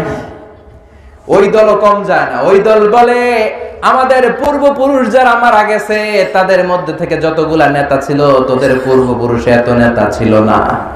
দুনিয়ার সম্পদ আর চাকচিক্যময় জিনিস নিয়ে সাহাবাদের মধ্যে তর্ক আর দ্বন্দ্ব শুরু হয়ে গেল। কে বড়? তোরা বড় নাকি আমরা বড়? আল্লাহর কাছে বিষয়টা পছন্দ হয় নাই, সাহাবীদের সাথে বিষয়টা মানায় না, সাহাবীদের শানের সাথে যায় না। এজন্য সাহাবীদেরকে শিক্ষা দেওয়ার মাধ্যমে গোটা বিশ্বের সবার চোখে আঙ্গুল দিয়ে আল্লাহ বুঝাতে চাইলেন, এই সম্পদের বড়াই করে, ক্ষমতার বড়াই করে কোনো লাভ নাই, কেউ থাকতে আসো নাই, চলে যেতে হবে, ঠিক কি না? তখনই আল্লাহ আয়াতটা নাযিল করে দিলেন, আল্লাহকুমুত তাকাসুরু হাত্তা যুরতুমুল মাকাবির। দুনিয়ার লোভ লালসা দুনিয়ার চাকচিক্য, দুনিয়ার প্রাচুর্য তোমাদেরকে গাফেল করে দিয়েছে। দুনিয়ার লোভ, টাকা পয়সা, ক্ষমতা, এগুলো তোমাদেরকে গাফেল করে দিয়েছে। এই গাফলতির সাগরে ডুবে তোমরা আখিরাতকে বেমালুম ভুলে গিয়েছো। এই গাফলতি তোমাদের কমবে না হাত্তা যুরতুমুল, যতক্ষণ না তোমরা কবরে যাওয়া। কার কথা? আল্লাহ বললেন এই দুনিয়াটা অত্যন্ত চমৎকার। দুনিয়াতে মানুষ আজীবন বেঁচে থাকতে চায়, কিন্তু আজীবন কি আমরা বেঁচে থাকতে পারবো নাকি? কবরের বাড়িতে আমাদেরকে যেতেই হবে, জোরে বলেন ঠিক কিনা? একদিন মাটির ভেতরে হবে ঘরে মন আমার, কেন বাঁধো দালান ঘরে মন আমার, কেন বাঁধো দালান ঘর। একদিন মাটির ভেতরে হবে ঘরে মন আমার, কেন বাঁধো দালান ঘরে মন আমার, কেন বাঁধো দালান ঘর। প্রাণ পাখি উড়ে যাবে পিঞ্জর ছেড়ে, ধরা দামে সবই রবে তুমি যাবে চলে। বন্ধু বান্ধব যত, মাতা পিতা দ্বারা সুত, সবই হবে তোমার পরে মন আমার, কেন বাঁধো দালান ঘর। একদিন মাটির ভেতরে হবে ঘরে মন আমার, কেন বাঁধো দালান ঘর। ঠিক কিনা? কথামালাগুলো সুন্দর না? শিক্ষা আছে না অনেক? হেদায়েতের জন্য 2 লাইন খেয়াল করলে যথেষ্ট। চিল্লায় বলেন ঠিক কিনা? কবরের বাড়িতে আমাদেরকে যেতে হবে, বাঁচার কোনো উপায় নাই। কিন্তু পাগলের মতো আমরা কিসের লোভে যে পড়ে আছি আমরা নিজেরাই জানি না। পুরো পৃথিবীটা আসলে একটা ধোঁকা, এটা একটা মোহ। আমরা মোহাচ্ছন্ন হয়ে আছি। পৃথিবীটা একটা মরীচিকা। মরার পরে মনে হবে গোটা জীবনটা ছিল আমার একটা দুঃস্বপ্ন। নতুন এক জগতে আমরা প্রবেশ করব, ঠিক কিনা? এজন্য কবরে আমাদেরকে যেতেই হবে, মরতেই হবে। কুল্লু নাফসিন যায়িকাতুল মাউত, সব আত্মাকে মৃত্যুর স্বাদ নিতে হয়। কার কথা? মরতেই হবে, বাঁচার কোনো উপায় নাই। The most certain thing in our life is death, and the most uncertain thing in our life is the time of death. আমাদের জীবনের সবচেয়ে সুনিশ্চিত বিষয় হচ্ছে মৃত্যু, মরবই, এটা আমরা সবাই জানি। কিন্তু সবচেয়ে অনিশ্চিত বিষয় হচ্ছে দ্য টাইম অফ ডেথ, মরার সময়টা। কখন মরবো আমরা জানি না। ওমা তাদরি নাফসুন বিআইয়ি আরদিন তামুত, কখন যে মরবো আমরা কেউ জানি? আমরা যে মরবো এটা সবাই জানি না? কথা বলেন। কিন্তু কখন মরবো এটা জানি? মৃত্যু হচ্ছে মানুষের জীবনের সবচাইতে ভয়ঙ্করতম একটি অভিজ্ঞতা। এই অভিজ্ঞতা সবারই নিতে হবে। কিন্তু এই অভিজ্ঞতাটা নিতে আমার কেমন লেগেছে, এটার স্বাদ কেমন, কারোর সাথে শেয়ার করে যাওয়া যায়? কারোর কাছ থেকে আমরা শুনিও নাই। এজন্য আল্লাহ বললেন পৃথিবীটা ধোঁকা, ধোঁকার সাগরে তোমরা বসবাস করেছো। টাকার পেছনে, মোহের পেছনে পাগলের মতো ছুটে বেড়াচ্ছ। এই মোহ তোমাদের কাটবে না যতক্ষণ না তোমরা কবরে ঢুকবা। আলহাকুমুত তাকাসুর হাত্তা যুরতুমুল মাকাবির, দুনিয়ার গাফলতি, এই মনোভাব কোনোদিন তোমাদের কাটবে না যতক্ষণ না তোমরা কবরে ঢুকবা। কবরে ঢোকার আগ পর্যন্ত আমাদের এই মোহ কাটবে, আমাদের এই গাফলতি কাটবে। আমাদের শুধু আরো চাই, বেশি বেশি চাওয়ার মানসিকতা আমাদের আরো লাগবে, আরো লাগবে, আরো চাই। এরকম আছে না নাই? যার সাইকেল আছে ও হুন্ডা চায়, চায় না? যার হুন্ডা আছে ও প্রাইভেট কার চায়, যার প্রাইভেট কার আছে ও হেলিকপ্টার চায়, যার হেলিকপ্টার আছে ও প্লেন চায়, আছে না নাই? আবার যে মেম্বার হয়েছে চেয়ারম্যান হতে চায়, চায় না? চেয়ারম্যান সাহেব মনে মনে ভাবে যদি পার্লামেন্টে যাইতে পারতাম ভালোই হইতো, এলাকাবাসীর জন্য অনেক কিছু করতাম, আছে না নাই? পার্লামেন্টেও নিয়ে গেলেন ওনারে, এবার মনে মনে ভাবে একটা মিনিস্ট্রি যদি পাই খারাপ হয় না, মন্ত্রণালয়ের দায়িত্ব পেলে ভালো হয়, মন্ত্রী মন্ত্রী ভাব, আছে না নাই? আল্লাহ মন্ত্রীও বানাই দিছে, এখন বাকি কয়টা? কথা কন। এবার ভাবে কেমন করে ওইটা হওয়া যায়, কিন্তু সুযোগ নাই। এই দেশে মাত্র 2টা, হয় এইটা নয় এইটা। জোরে কন ঠিক কিনা? আমাদের কোনো আলাদা চয়েস নাই, হয় উনি নয় উনি, যেই আসুক শান্তিপূর্ণ ভাবে যেন আমরা থাকতে পারি, ঠিক কিনা? তার মানে চাহিদার শেষ নাই। টাকা আছে, গাড়ি আছে, বাড়ি চাই, বাড়ি আছে, নারী চাই, এটা আছে, ওটা চাই, ওটা আছে, সেটা চাই। মানুষের চাহিদার কোনোদিন শেষ হয় নাকি? কথা বলেন। অনেকে অ্যানালগ মোবাইল ইউজ করেন না, মানে ভিডিও টিডিও দেখা যায় না, আছে না নাই? নরমাল নোকিয়ার সেটগুলো আছে না, ওর বড় আশা ওই যে সবাই যে টিপা টিপা ইউজ করে, একটা অ্যান্ড্রয়েড সেট যদি ইউজ করতে পারতাম, আমিও যদি টাচ মোবাইল ইউজ করতে পারতাম, আমি যদি ভিডিও করতে পারতাম। অ্যান্ড্রয়েড সেটের ব্যবস্থা আল্লাহ করে দিল। এবার কয় সবাই এক ধরনের মোবাইল ইউজ করে, পিছনে একটা আপেল দেখা যায়, আপেল আছে না নাই? একটা আপেল মার্কা যদি পাইতাম, আল্লাহ ওইটাও দিয়ে দিছে। এবার মনে মনে ভাবে যদি একটা আইপ্যাড পাইতাম, আইপ্যাড আল্লাহ দিছে। এবার তো একটা ম্যাকবুক প্রো যদি পেতাম, চিনো চিনো ম্যাকবুক প্রো, অ্যাপল কোম্পানির সবচেয়ে দামি যে ল্যাপটপটা, ওটার নাম ম্যাকবুক প্রো। তার মানে মানুষের চাহিদার শেষ নাই, এটা আছে সেটা চাই, সেটা আছে ওটা চাই। এজন্য আল্লাহ বললেন তোদের চাহিদার শেষ হবে না হাত্তা যুরতুমুল মাকাবির, কবরে ঢোকা ছাড়া। ঠিক কি না? স্বভাবটাই আমাদের এমন, আরো লাগবে, আরো চাই, আরো খামু, দুনিয়াটা খামু, সব আমার, আমার পেট হলে এর দূর, আমি সব খামু, এরকম ডাকাইতে আছে না নাই? সব খেতে যায়, বলে গোটা দুনিয়াটা আমার, সবটা আমি খামু, সব আমার একা। আরো আরো চাই, বেশি বেশি চাওয়া হলো ফকিরের স্বভাব। যেমন জুমার নামাজ আজকে ছিল, জুমার দিন, জুমার পরে দেখবেন যারা ফাকির, যেদিকে টাকা দেয় ওইদিকে হাত দেয়, আছে না নাই? এদিকে একজন দিতেছে, এদিকে খাবলা মারে, আবার ওদিকে একজন দিতেছে, ওদিকে আবার ওদিকে, আবার ওদিকে, আছে না নাই? লাগলেও খোঁজে, না লাগলেও কথা কন, কথা কন। এই স্বভাবটা কাদের? ফকিরদের। আমাদের মধ্যে এই স্বভাব আছে না নাই? এজন্য আমরা সবাই ফকির। ধনী একজন, তিনি কে? ইয়া আইয়ুহান নাসু আনতুমুল ফুকারাউ ইলাল্লাহি ওয়াল্লাহু হুয়াল গনিয়ুল হামিদ। ও আমার গোলামেরা, তোরা হলি ফকির, ধনী একজন, তিনি কে? এজন্য আমাদের চাহিদার কোনো শেষ নাই, চাওয়া পাওয়ার কোনো শেষ নাই, শুধু আরো চাই, আরো চাই, আরো লাগবে, শুধু প্রতিযোগিতা। কি এক মোহের পেছনে যে আমরা ছুটছি, আরো লাগবে, আরো প্রতিযোগিতা, আনলিমিটেড ডিমান্ড, শেষ হয় না। এই মানসিকতা আমাদের মধ্যে আছে না নাই? আরো লাগবে, আরো। উনি কামায় 20,000, আমার কামাইতে হবে 30,000। ওনার ফ্ল্যাট 2টা, আমার লাগবে কয়টা? আমার লাগবে 4টা। কিন্তু উনি যে তাহাজ্জুদ পড়ে ওই চিন্তা নাই। উনি তাহাজ্জুদ গুজার, আমার আর তাহাজ্জুদ বেশি বেশি পড়ে আল্লাহর প্রিয় বাজন হওয়া দরকার, ওই চিন্তা নাই। জোরে কোন ঠিক কিনা? প্রতিযোগিতা, কম্পিটিশন, কেমন করে বড় টাওয়ার বানানো যায়। বিষ্ণু বলেছেন কিয়ামতের আগ দিয়ে একটা আলামত ঘটবে, ওয়ান তারাল হুফাতাল উরাতাল আলাতা রিয়া আশা'i ইয়াতাতাওয়ালুনা ফিল বুনিয়ান। Before the day of judgment, you will see people will start to compete to constructing high rises building in your cities. তোমাদের শহরে বড় বড় আকাশচুম্বী স্কাই স্ক্রিপার বিল্ডিং বানানোর প্রতিযোগিতা কিয়ামতের আগে শুরু হয়ে যাবে। শুরু হয়েছে না? কথা কন। আচ্ছা, নরসিংদীতে মুরব্বী যারা আছেন বলেন, আজ থেকে 20 বছর আগে নরসিংদী শহরে বড় বড় দালান ছিল? টাওয়ার ছিল?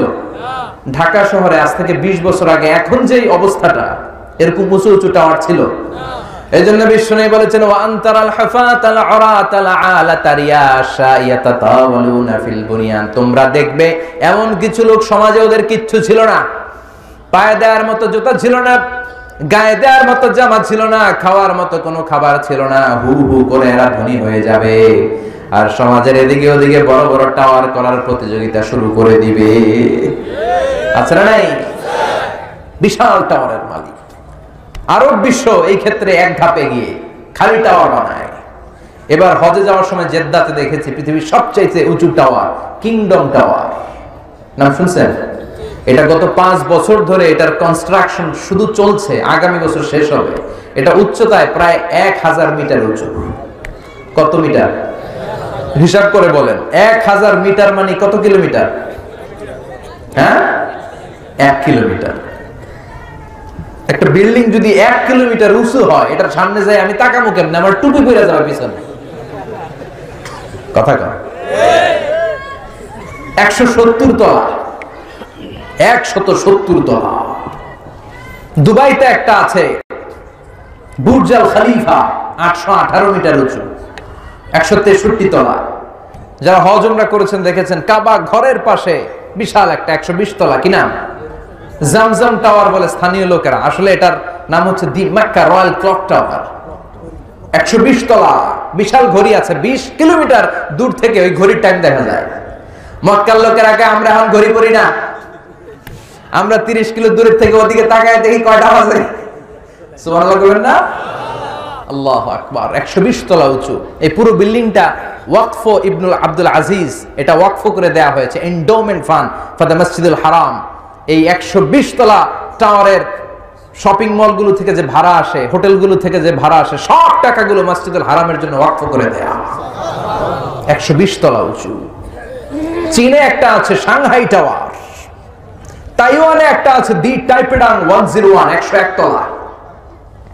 আমি যেখানে বছরের বেশিরভাগ সময় থাকি মালয়েশিয়ার কুয়ালালামপুর, ওইখানে একটা আছে টুইন, যমজ ভাইয়ের মতো। এটার নাম হচ্ছে KLCC, ইন্টারন্যাশনালি এটা রেকগনাইজড হচ্ছে পেট্রোনাস টুইন টাওয়ার নামে। 88 তলা। এটার আবার 41st and 42nd ফ্লোরে একটা ব্রিজ আছে, এই টাওয়ার থেকে ওই টাওয়ারে যাওয়া যায়। ও মিয়া, কিয়ামতের আগে ইদা জুলজিলাতিল আরদু জিলজালাহা বলে আল্লাহ যে একটা ভাইব্রেশন দিবেন, একটা ভূকম্পন দিবেন, ওই ভূমিকম্পে একটা টাওয়ার কি টিকবে? চিল্লায় বলেন টিকবে?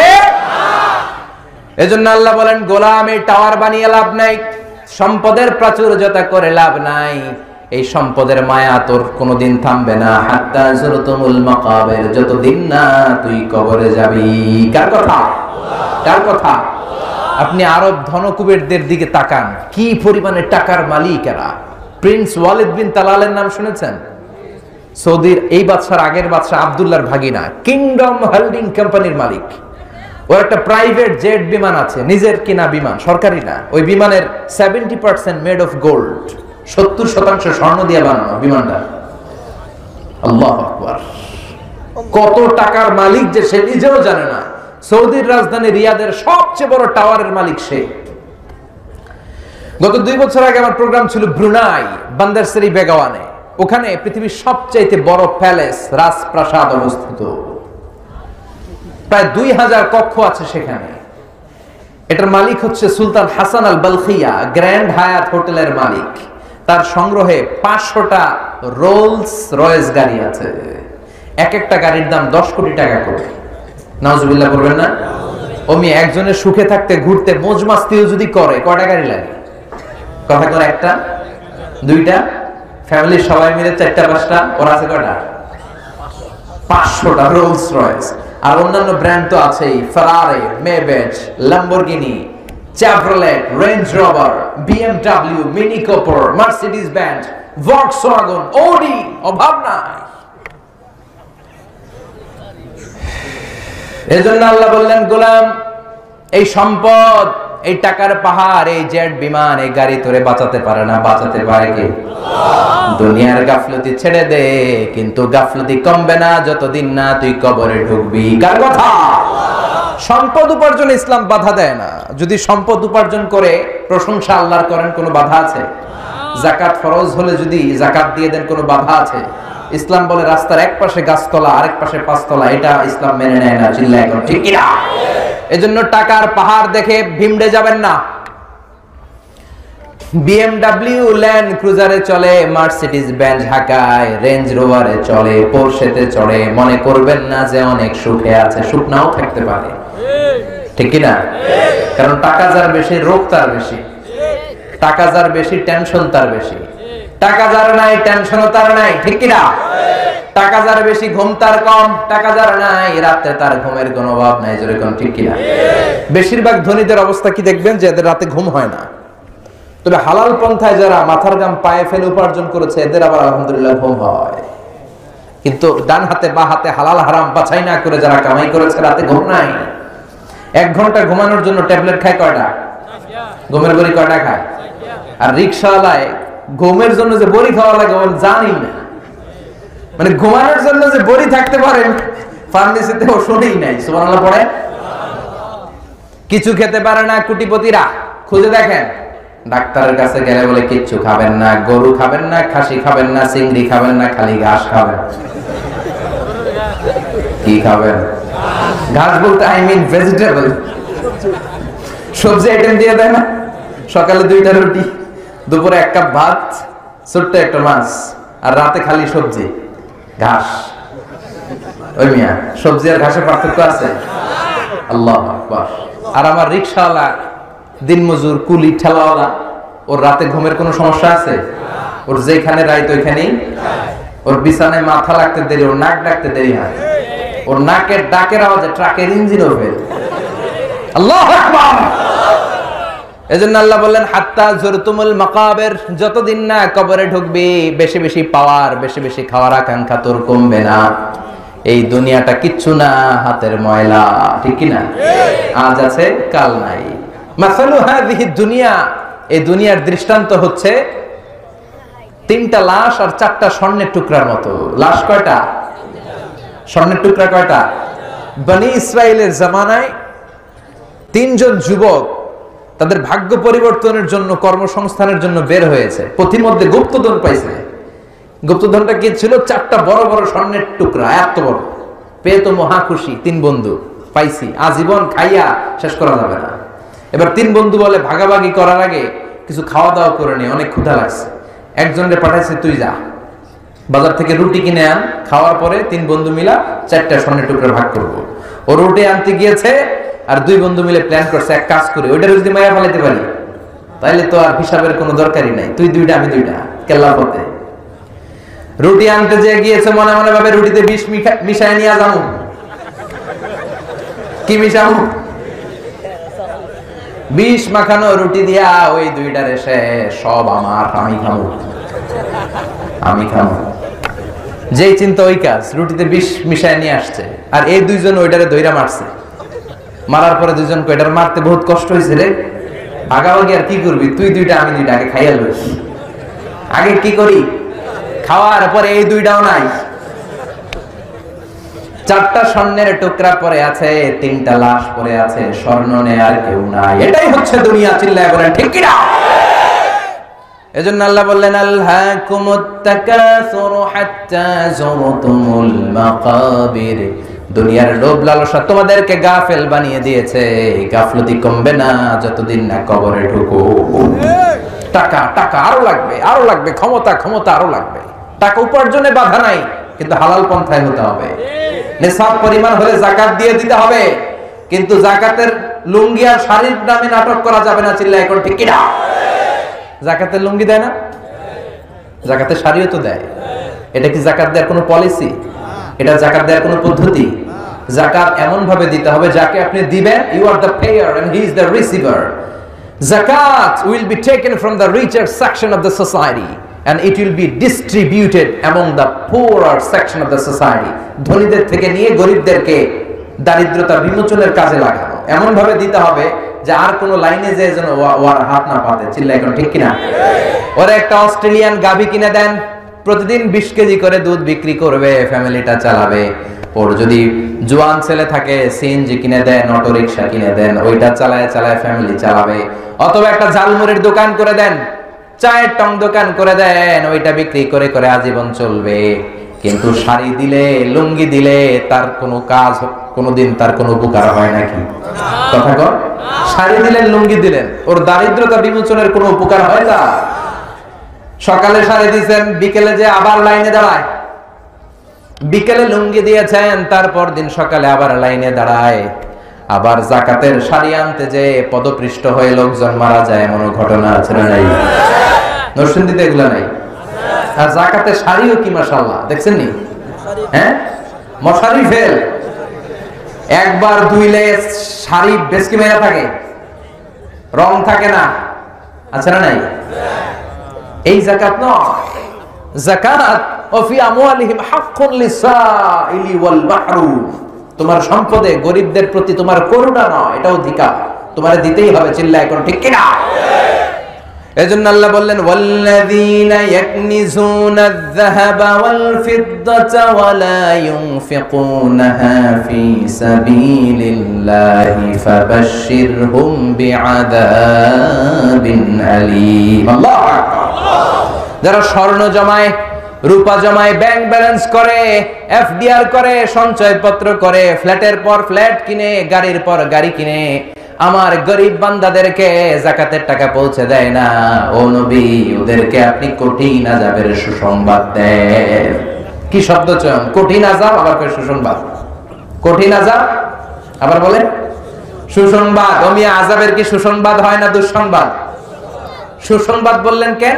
আযাবটা যে ভয়ঙ্কর এটা বোঝানোর জন্য। আযাবের পানিশমেন্টের সিভিয়ারিটি, দ্য লেভেল অফ সিভিয়ারনেস বোঝানোর জন্য। পরীক্ষায় ছেলে গণিতে ফেল করছে, মা বলে চান্দু ফেল করছো, তোমার বাপে আসুক, এমন মাইট দিবে মজা টের পাবি।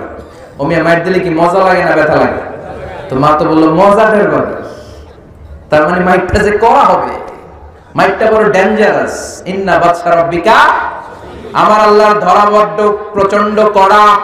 আমার আল্লাহ সুযোগ দেয়, ধরে না, কিন্তু যখন ধরে তখন আবার ছাড়ে না, ঠিক কিনা? ধরে ধরে ধরে না, ধরলে আল্লাহ সব সময় ধরে না, ধরলে ছাড়ে না। খবরদার। ফাতুকুয়া বিহা জিবাহুহুম ওয়া জুনুবুহুম ওয়া যুহুরুহুম, হাজার বছর জাহান্নামের আগুনের মধ্যে লোহার খুন্তি গরম করে কপালে একটা ছেক দেয়া হবে, পাজরে ছেক দেয়া হবে, পিঠে ছেক লাগানো হবে যারা যাকাত দেয় নাই। এজন্য যারা যাকাত আদায় করেন না, নরসিংদীর বিজনেস ম্যাগনেট ভাইরা খবরদার, কারুনের জীবনী থেকে শিক্ষা নেন। কারুন ছিল অনেক ধনী। মুসা আলাইহিস সালামের চাচাতো ভাই সাইয়েদনা মুসা বললেন যাকাত দাও, গরিবদেরকে যাকাতের টাকা বুঝিয়ে দাও, যাকাত দেয়া হচ্ছে আল্লাহর আইন। সে বলে আল্লাহর আইন আমি মানি না। সাইয়েদনা মুসা বলে আল্লাহ তোমাকে এই সম্পদ দিয়েছে। কারণ বলে আল্লাহ আবার কে? ইন্নামা উতিতুহু আলা ইলমিন ইনদি, আমার মেধা খাটিয়ে, আমার বুদ্ধি খাটিয়ে, আমার ইন্টেলেক্ট খাটিয়ে আমি কামাই করেছি, 1 টাকাও দেব না। মুসা বলে যাকাত দে। কারণ কয় দেব না। সাইয়েদনা মুসা বললেন তাহলে আল্লাহর আযাব তোরে পাকড়াও করবে। কারণ বললে পারলে আযাব নিয়ে আয়। রব্বুল আলামিন আযাব পাঠালেন, ফাখাসাফনা বিহি ওয়া বিদারিহিল আরদ। কারণ সহ কারণের সব সম্পত্তি আল্লাহ জামিনে দাবিয়ে দিলেন। আমি তো মিশরে পড়াশোনা করেছি, আমি নিজে ওই জায়গাটা দেখে এসেছি, কারণের বাড়ি। মিশরের রাজধানী কায়রো থেকে 100 কিলো দূরে একটা জেলা আছে ফাইয়ুম, মুহাফাজাতু ফাইয়ুম। ওখানে বহাইরা কারুন আছে, যে জায়গায় আল্লাহ তাআলা এই বেয়াদব পৃথিবীর কুখ্যাত সন্ত্রাসী কারুনের সব সম্পদ কারণ সহ আল্লাহ জামিনে দাবিয়ে দিয়েছে। ওই জায়গায় একটা হ্রদ হয়ে গিয়েছে। কিন্তু আজও গোটা বিশ্বের মানুষের শিক্ষার জন্য একটা তার প্রাসাদের ভগ্নাংশ, সামান্য একটা অংশ গোটা বিশ্বের মানুষের ইতিহাসের জন্য, শিক্ষার জন্য আল্লাহ সামান্য কিয়দাংশ রেখে দিয়েছে। সুবহানাল্লাহ। আল্লাহর আযাব যখন আসলো, পুরো ফাইয়ুম এলাকা কেঁপে উঠলো। কারণ দেখে তার পা জমিনের ভেতরে ঢুকতে শুরু করেছে, তার সম্পদগুলো, সিন্ধুকগুলো জামিনে যেতে শুরু করেছে। হাঁটু পর্যন্ত ডেবে যাওয়ার পরে কারণ মনে মনে ভাবে কিচ্ছু হবে না, বেঁচে যাব, আমার গায়ে জোর কম নাই। কোমর পর্যন্ত দেবে যায়, মনে মনে ভাবে কিচ্ছু হবে না আমার। গলা পর্যন্ত দেবে যায়। এবার কয় মুসা আমারে বাঁচা, সব তুই নে, খালি বাঁচা, সব তোর। এবার কি কয়?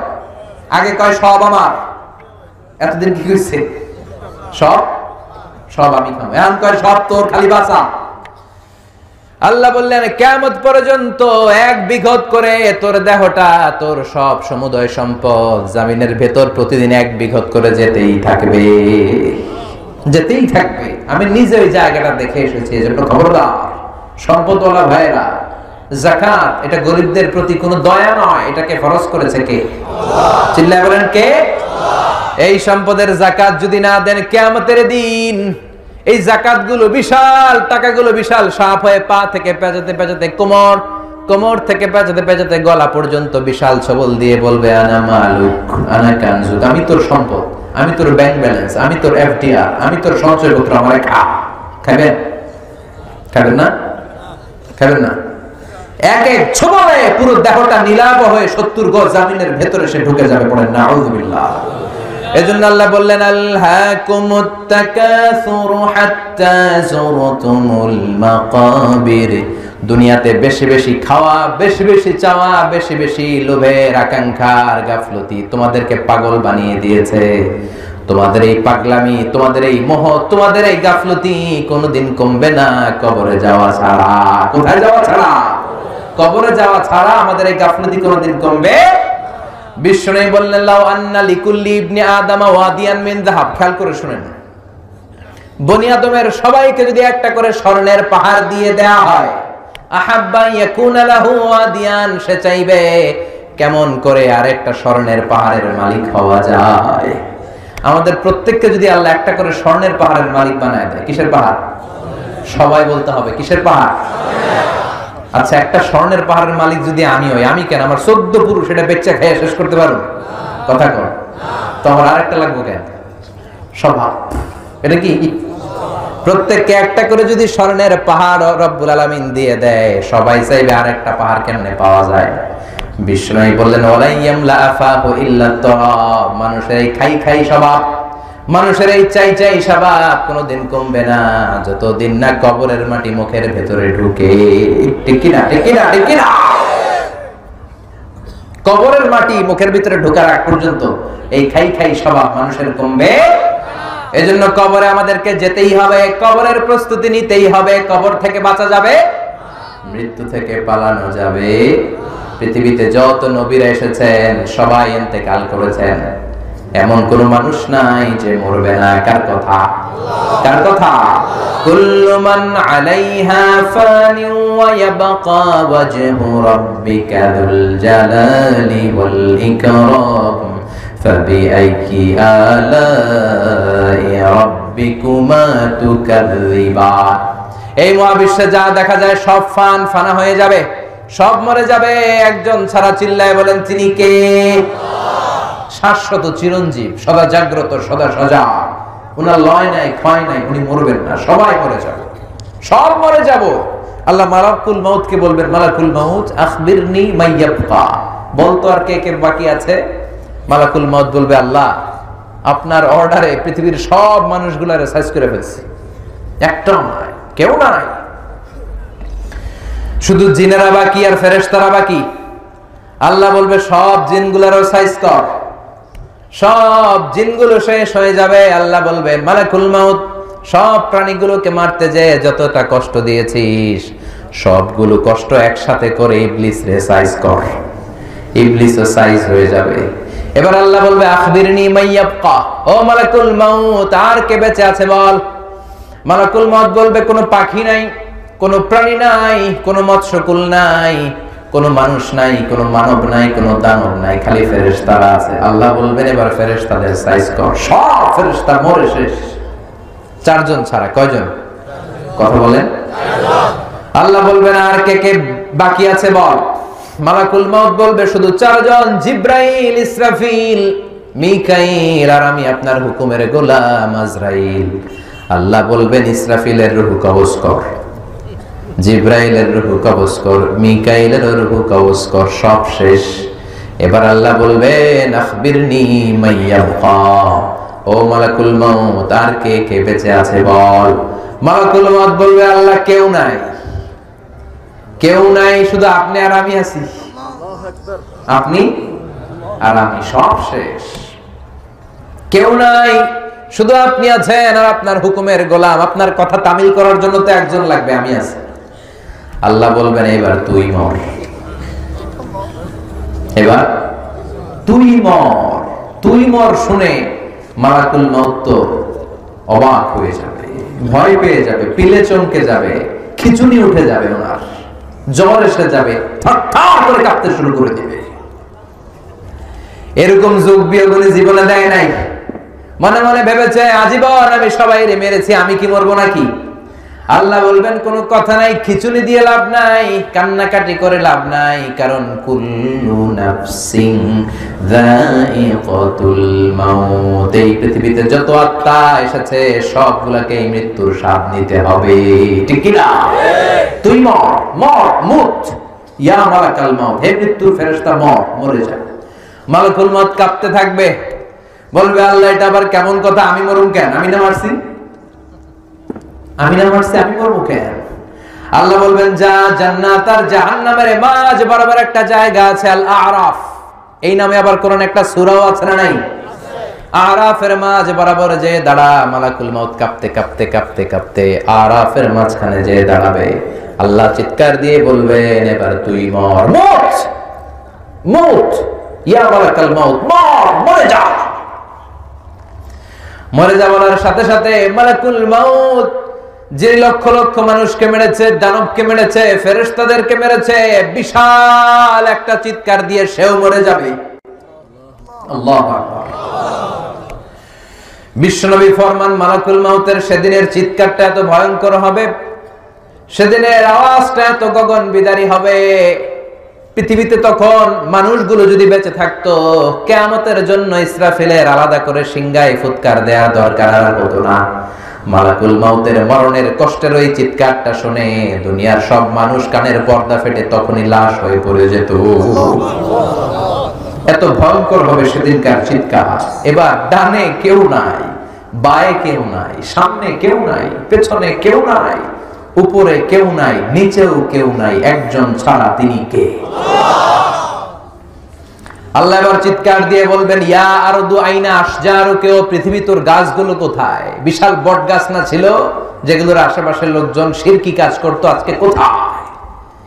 ইয়া আরদু আইনা আনহারুকা, পৃথিবী আজকে তোর বড় বড় নদীগুলো কোথায়? মিসিসিপি, মিসৌরি কই? গঙ্গা নদ কই? ৬৬৯৫ কিলোমিটার লম্বা নীল নদ আজকে কোথায়? আজকে বড় বড় পাহাড়গুলো কোথায়? বড় বড় গাছগুলো কোথায়? আইনাল মুলুক, অত্যাচারী শাসকগুলো কোথায়? আইনাল জাবাবেরা, আইনাল মুলুক, অত্যাচারী বেয়াদব কুখ্যাত সন্ত্রাসগুলো কোথায়? যারা আমার ক্ষমতা বলে পৃথিবীতে ফাসাদ করতো, আজকে তারা কোথায়? কেউ আছে? চিল্লায় বলেন, আছে? রব্বুল আলামিন চিৎকার দিয়ে বলবেন, লিমানিল মুলকুল ইয়াউমা লিল্লাহিল ওয়াহিদিল কাহ্হার। লিমানিল মুলকুল ইয়াউম, who belongs the kingdom today, আজকে ক্ষমতা কার? চিৎকার করে বলবেন, আস্তে বলবেন না, আজকে ক্ষমতা কার? আল্লাহ নিজেই বলবেন, লিল্লাহিল ওয়াহিদিল কাহ্হার, ক্ষমতা কার নয়, কেউ বেঁচে নাই, কেউ আর ক্ষমতার দাবিদার নাই, কেউ আর মহাবিশ্বে নাই, একজন ছাড়া, তিনি কে? এজন্য আল্লাহ বললেন, কুল্লু মান আলাইহা ফানি ওয়া ইয়াবকা ওয়াজহু রাব্বিকা যুল জালালি ওয়াল ইকরাম ফাবিআইয়ি আলাই রাব্বিকুমা তুকাল্লিবান। আল্লাহু আকবার। কেউ থাকবে না, সবাইকে যেতে হবে। বিশ্বাস হয় তো? বুঝতেছেন? হৃদয়ঙ্গম করতেছেন তো? মেসেজ হিসেবে নিচ্ছেন তো? এজন্য প্রতিদিন আমাদেরকে ভাবতে হবে, হাত্তা যুরতুমুল মাকাবির, কবরে না যাওয়ার আগ পর্যন্ত আমাদের মোহ থামবে না। বিশ্বনবী বলেন, আমি জানতে পেরেছি কবরের ভেতরে তোমাদেরকে সুয়াল করা হবে। এজন্য বিশ্বনবী আল্লাহর কাছে বলতেন, আল্লাহুম্মা ইন্না নাউযু বিকা মিন আযাবিল কবর, ও আল্লাহ, কবরের আযাব থেকে আপনি আমাদের বাঁচান। পড়েন আমিন। আরো জোরে পড়েন আমিন। মুমিনদেরকে 4টা প্রশ্ন, কাফিরদেরকে 3টা প্রশ্ন কবরের ভেতর আছে না নাই? কথা বলেন। রেখে আসার পরপরই মুমিনদেরকে 4টা প্রশ্ন করা হবে। কয়টা? যেহেতু ঈমান আছে তো প্রশ্ন একটা বেশি। কি কি প্রশ্ন আমরা জানি না? নাই, আমরা জানি না? আমাদের অন্তরে আছে না নাই? আমরা কিন্তু জানি। তার মানে প্রশ্ন ফাঁস। আল্লাহ প্রশ্নপত্র কি করছে? কি করছে?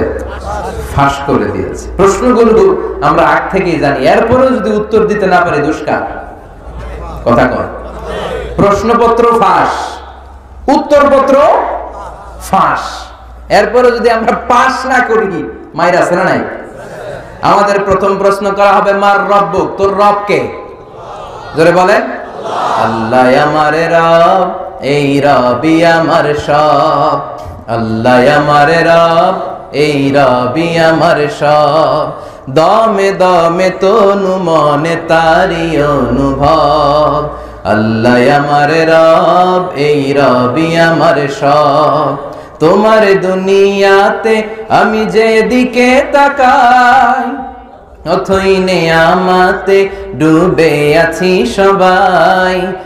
পাখালির গানে শুনি তাসবিহ কলরব, তাসবিহ কলরব। আল্লাহ আমার রব, এই রবি আমার সব। পড়েন আল্লাহু আকবার। আমরা যেন সেদিন চটপট উত্তর দিয়ে যেতে পারি, আল্লাহ তুমি তৌফিক দাও। এরপরে দ্বিতীয় প্রশ্ন করা হবে, আমাদের উত্তর ধর্মের নাম কি? আমরা কি বলবো? আরো জোরে বলেন, আমাদের ধর্মের নাম কি? 3 নম্বরে জিজ্ঞেস করা হবে, ওমান হাযার রাজুল, এই লোকটাকে তুমি চিনো কিনা? চিনি না? চাঁদের চেয়ে সুন্দর তুমি নবী আমার কামলিওয়ালা, চাঁদের চেয়ে সুন্দর তুমি নবী আমার কামলিওয়ালা, দু জাহানের বাদশা তুমি প্যারা নবী সাল্লাল্লাহু আলা, দু জাহানের বাদশা তুমি প্যারা নবী সাল্লাল্লাহু আলা, চাঁদের চেয়ে সুন্দর তুমি নবী আমার কামলিওয়ালা। আল্লাহু আকবার। আমরা বলবো চিনি মানে উনি আমাদের প্রাণের রাসূল, কামলিওয়ালা রাসূল, কামলিওয়ালা রাসূল, প্রাণের রাসূল। ওনার জন্য আমরা দেহের কলিজা ছিঁড়ে দিতে রাজি ছিলাম, ঠিক কি না? ওনার জন্য আমরা দেহের শেষ রক্তবিন্দুটুকু দিতে রাজি ছিলাম। এই নবীর সম্মান বাঁচানোর জন্য আমাদের অন্তরে ঈমানি চেতনা আছে না নাই? জোরে বলেন আছে না নাই? বিশ্ব নবীর যদি গালি দেয় আর মুমিনের অন্তরে যদি জিদ না আসে, আগুন না ধরে, সেটা মুমিন হতে পারে না, সেটা মুনাফিক, ঠিক কি না? বিশ্ব নবীর সম্মানের ইস্যুটা very sensitive, very sensitive issue. সেখানে আমরা বিএনপি নাই, আওয়ামী লীগ নাই, জাতীয় পার্টি নাই, জামাত ইসলাম নাই, হেফাজতে ইসলাম নাই, আলিয়া নাই, কওমি নাই, গোটা 17 কোটি মানুষ আমরা এক কাতারে হয়ে যাই, চিল্লায় কোন, ঠিক কি না? এজন্য বিশ্বনবীর সম্মান আমাদের জীবনের চাইতেও বেশি দামি। বিশ্বনবীর বিরুদ্ধে যারা কথা বলে ওদের জন্য এক ফোঁটা দরদ আমাদের অন্তরে নাই, জোরে কোন, ঠিক কি না? যারা আমার বিশ্বনবীর বিপক্ষে, আমরাও তার বিপক্ষে। আমি বিশ্বনবীর গালি দিলে কলিজা আগুন লাগে? আগুন লাগে মুসলমান? কার কার লাগে? তো হাত উঁচু করে আল্লাহর দেখা।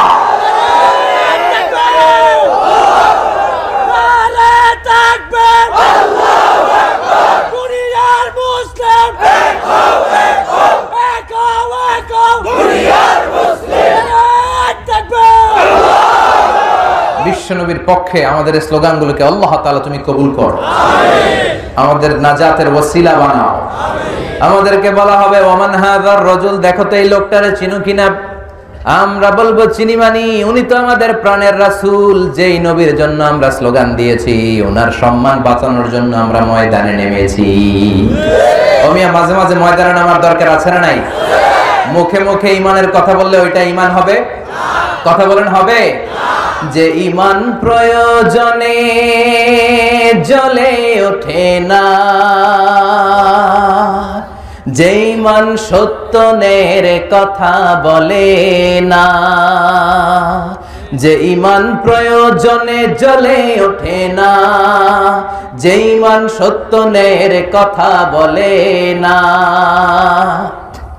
যে ঈমান বাস্তবে নাই, যে ঈমান ময়দানে নাই, মুখে শুধু ফাঁকা বলি, কি করে তারে বলো ঈমানে বলি, কি করে তারে বলো ঈমানে বলি, কি করে তারে বলো ঈমানে বলি, চিল্লায় বলেন ঠিক কি না? যে ঈমান দিন কায়েমের আন্দোলনের ধার ধারে না, যে ঈমান লেবাসধারী কোরআন হাদিস তাও পড়ে না, যে ঈমান খাজার নামে মাজার গড়ে ফুলুস কামায়, আছে না নাই? খাজার নামে মাজার করে ফুলুস কামায়, আছে না নাই? যে ঈমান খাজার নামে মাজার গড়ে ফুলুস কামায়, যে ঈমান শিরকিয়াতের আমল করে ভীত না হয়, যে ঈমান অন্তরে নাই, যে ঈমান বাস্তবে নাই, মুখে ফোটায় কথার কলি, কি করে তারে বলো ঈমানে বলি, কি করে তারে বলো ঈমানে বলি, কি করে তারে বলো ঈমানে বলি, চিল্লায় বলেন ঠিক কি না? এজন্য বিশ্বনবীর গালি দিলে, মুমিন যদি ঘরে বসে থাকে, তার কলম যদি না চলে, তার মুষ্টিবদ্ধ হাত দিয়ে স্লোগান যদি না চলে, প্রতিরোধের দুর্বার আন্দোলন যদি না চলে, ওইটা মুমিন নয়, ওইটা বোবা শয়তান মুনাফিক। আমাদেরকে বলা হবে ওমান হাযার রাজুল, 3 নাম্বার প্রশ্ন, এই লোকটাকে চিনো কিনা? আমরা বলবো চিনি মানি, এটা তো আমাদের প্রাণের রাসূল, ঠিক কিনা? এই নবীর জন্য আমাদের দেহের রক্ত বিলিয়ে দিতে আমরা কুণ্ঠা বোধ করতাম? 3টা প্রশ্নের উত্তর শেষ, আলহামদুলিল্লাহ। এবার এডিশনাল প্রশ্ন, বাঘের বাচ্চার মতো উত্তর দেয়া হয়েছে। রবকে? আল্লাহ। দিন কি? এই লোককে বিশ্বনবী মুহাম্মদ রাসূলুল্লাহ সাল্লাল্লাহু। এবার এডিশনাল প্রশ্ন, ওমা ইলমুক। কাফেরদের এই প্রশ্ন নাই, কাফেরদের শুধু তিনটাই, আমাদের কয়টা? কথা বলেন। আমাদেরকে বলা হবে ওমা ইলমুক, what is the source of your knowledge. তুমি যে তিনটার উত্তর করতে পারলা, তথ্য সূত্র কি? কইতে শিখছো নাকি কাফনের কাপড়ে নকল করে নিয়ে আসছো? কোত্থেকে জানলা? পাল্লা কেমনে? আপনাকে বলতে হবে আল্লাহর কোরআন পড়ে পড়ে আমরা শিখেছি, কোন ঠিক কিনা? আপনাকে বলতে হবে বিশ্বনবীর হাদিস ঘেটে আমরা জেনেছি, কোরআন পড়ে বিশ্বনবীর সুন্নাহ পড়ে আমরা শিখেছি। আপনারে বলতে হবে।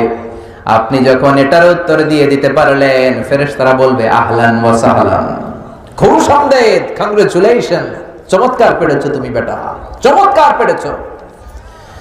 ওয়া ইফসাহু লাহু কবরুহু 70 যিরাআন, কবরটা 40 হাত লম্বা করে দেয়া হবে। ওয়া ইফতাহু লাহু বাবুন ইলাল জান্নাহ, জান্নাতের দিকে কবরের সাথে একটা দরজা করে দেয়া হবে, জান্নাতের হিমেল বাতাস কবরে ঢুকে ধাক্কা মারবে। ওয়া ইলবাসু মিন লিবাসি আহলিল জান্নাহ, জান্নাতীদের ড্রেস পরিয়ে দেয়া হবে। আর বলা হবে নাম কানাউমিল আরুস, বাসর রাতে বর যেমনি কোনেকে নিয়ে শান্তির ঘুম দেয়, তুমিও ঘুমাও। ইসরাফিলের সিংহা, সে গ্রিন সিগন্যালের অপেক্ষা করো, তার ঘুমটা এত মধুর হবে, ইসরাফিলের সিংহার ফুৎকারের আগে তার এই ঘুম ভাঙবে না। কোন সুবহানাল্লাহ। আম্মাল কাফির ওয়াল মুনাফিক ওয়া আহলুশ শিমাল, এবার বামপন্থীদের পালা। ওদেরকেও জিজ্ঞেস করা হবে, মুনকার নাকির আসবে, আসওয়াদা নাজরাকান, কালো গাত্র বর্ণের, নীলাভ চোখ, নীল চোখ, কালো চামড়া। দুইজন ফেরেশতা এসে বলবে বসো, বস। প্রথম প্রশ্ন, মার রব্বুক, তোর রব কে? কয় জানি না। কি বলে? রব আমি জানি না, আমি খালি নেতা খেতাদের পেছনে ছুটেছি, মাও সেতুংয়ের রাজনীতি করেছি, কার্ল মার্কসের রাজনীতি করেছি, ইসলাম বিদ্বেষীদের সাথে চলেছি, ইসলামের পক্ষের কোন শক্তি আমি ছিলাম না। এরকম আছে না নাই? রব কারে বলে, রব দিয়ে কি করে আমি কিচ্ছু জানি না। এবার ফেরেশতারা বলবে ওমা দিন, উত্তর ধর্মের নাম কি? কয় ধর্ম কি? এটাও আমি জানি না, আমি কিচ্ছু জানি না, আমি মাফ চাই, দোয়াও চাই, আমি কিছুই জানি। ধর্ম টর্ম আমি বুঝতাম না, ধর্মের কথা শুনলে আমি হামলা করতাম, এরকম ডাকাত আছে না নাই? ইসলামের কথা শুনলে আমি জঙ্গিদের মতো হামলা করতাম। অমিয়া ইসলামের পক্ষে যারা থাকে তাদেরকে বলা হয় মুজাহিদ, ইসলামের বিপক্ষে যেটা থাকে ওইটাই জঙ্গি। কথা কন। ইসলামের সাথে জঙ্গিবাদের সম্পর্ক আছে? সন্ত্রাসবাদের সম্পর্ক আছে? এক একটা মুসলিম এক একটা মুজাহিদ, চিল্লায় বলো ঠিক কিনা? আর ইসলামের বিপক্ষে যেগুলো, এগুলো হচ্ছে সন্ত্রাস, এগুলো জঙ্গি। তাহলে বলেন তো, বিশ্বনবী হলেন সবচেয়ে বড় মুজাহিদ, তাহলে জঙ্গিটার নাম কি? আবু জাহাল। মুসা আলাইহিস সালাম সবচেয়ে বড় মুজাহিদ, তাহলে জঙ্গিটার নাম কি? ইব্রাহিম আলাইহিস সালাম সবচেয়ে বড় মুজাহিদ, তাহলে জঙ্গিটার নাম কি? আবার কিছুদিন আগে নিরাপদ সড়কের নামে আমার দেশের জামাল ছেলেরা আন্দোলন করেছে, এগুলো হলো মুজাহিদ। ওদের উপর যারা আক্রমণ করেছে ওরা হলো জঙ্গি। হকের পক্ষে যারা থাকবে, কোরআনের পক্ষে যারা থাকবে, মানবতার পক্ষে যারা কথা বলবে, এক একটা মুজাহিদ, আর এর বিরোধিতা যারা করবে এক একটা জঙ্গি। চিল্লায় বলেন ঠিক কিনা?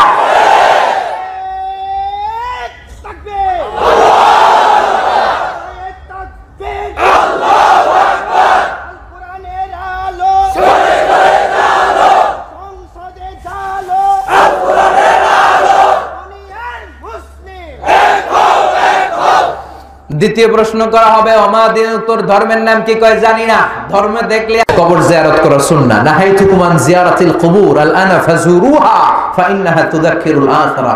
বিশ্বনবী বলেন, আমি এক সময় কবর জিয়ারত করতে নিষেধ করতাম, কিন্তু এখন অর্ডার করছি কবর জিয়ারত করো, কেননা কবর জিয়ারত করলে আখিরাতের কথা স্মরণ হয়। ঠিক কিনা?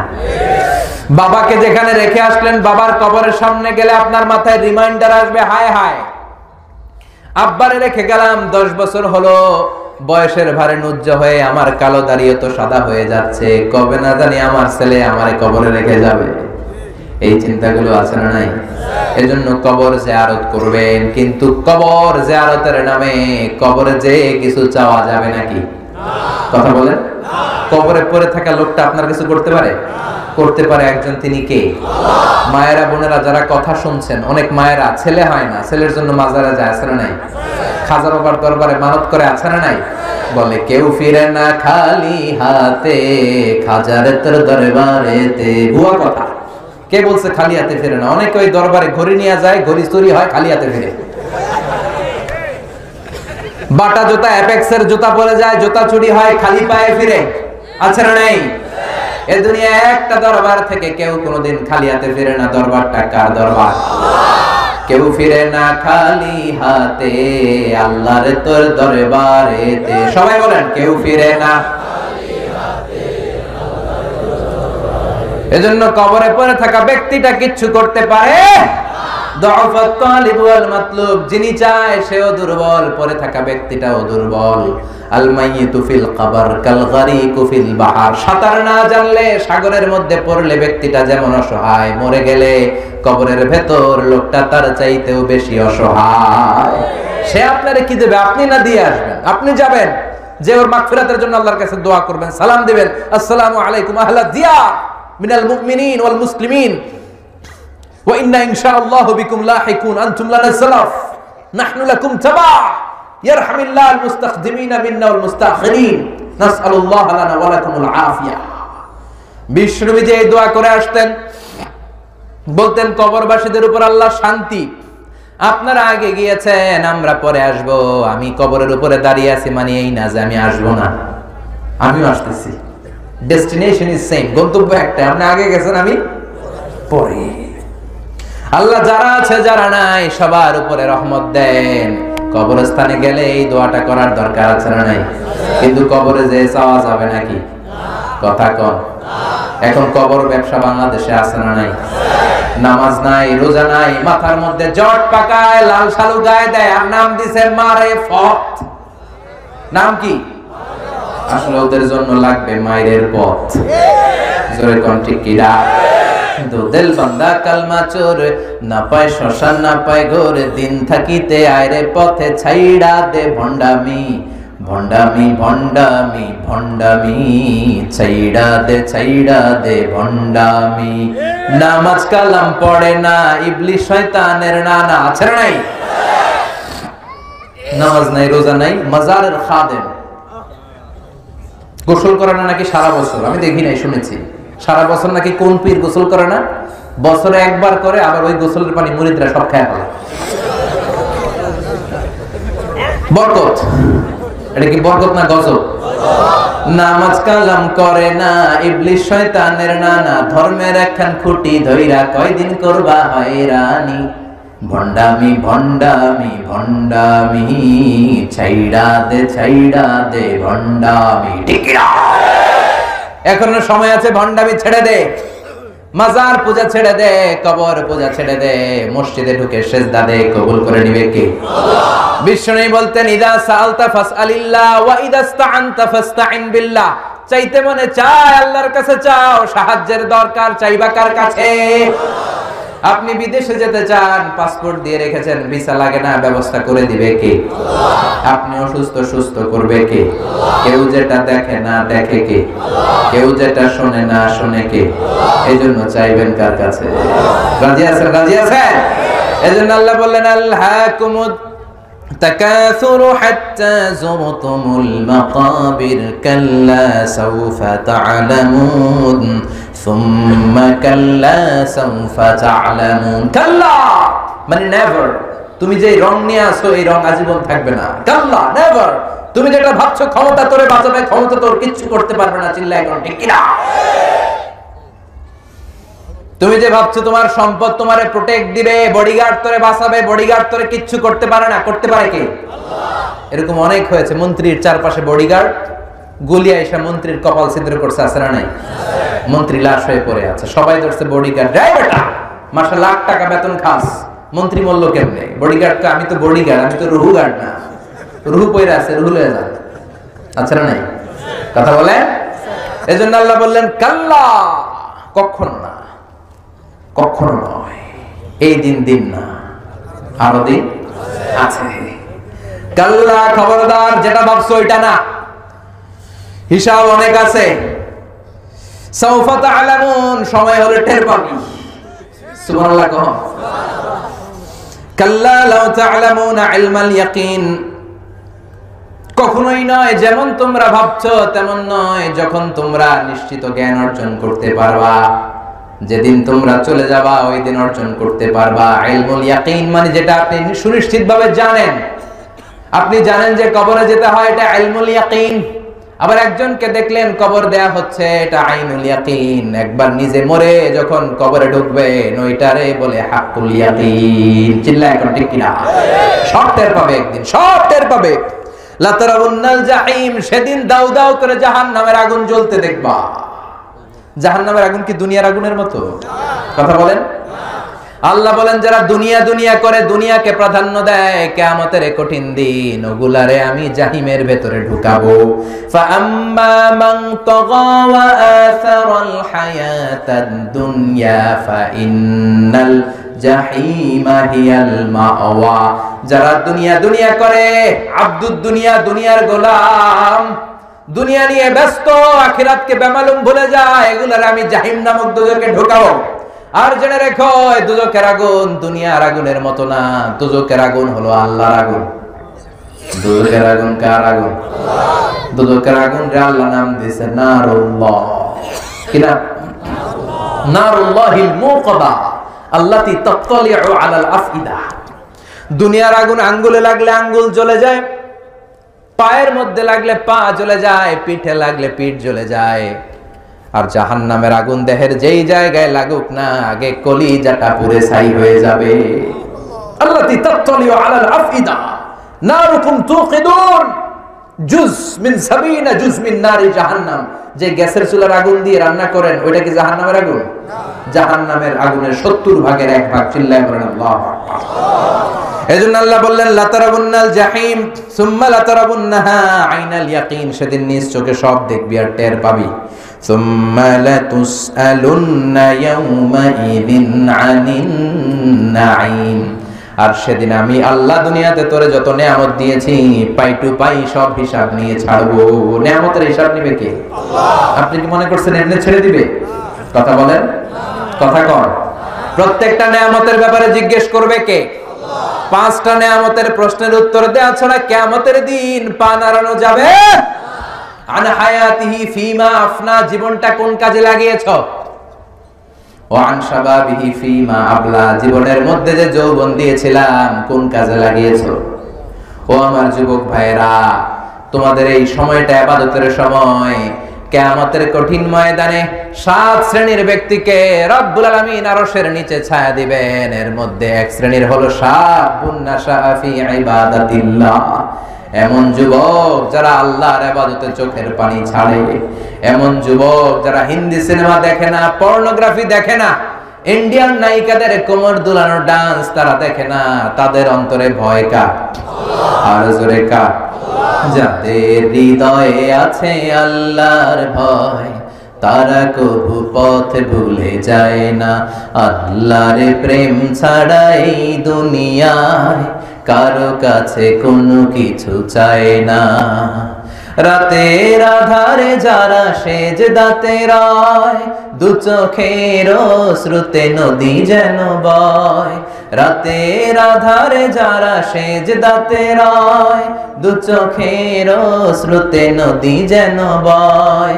ছলনার হাতছানি যতই ডাকুক, ছলনার হাতছানি যতই ডাকুক, পেছনে ফিরেও সে তাকায় না।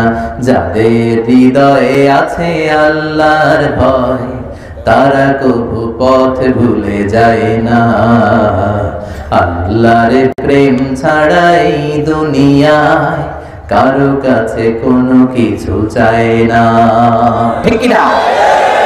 এজন্য যুবক ভাইরা, তোমাদের হৃদয়ে থাকবে আল্লাহর ভয়। রাত্রিবেলা জায়নামাজে কান্নার ঝড় তুলতে হবে, তাহলে কিয়ামতের দিন আরশের নিচে তোমাদেরকে ছায়া দিবে কে? আল্লাহ। এজন্য আল্লাহর নিয়ামতের শুকরিয়ার দরকার আছে না নাই? কবরের ভয় অন্তরে থাকার দরকার আছে না নাই? আর সব সময় আমরা প্রশংসা করব কার? আল্লাহ।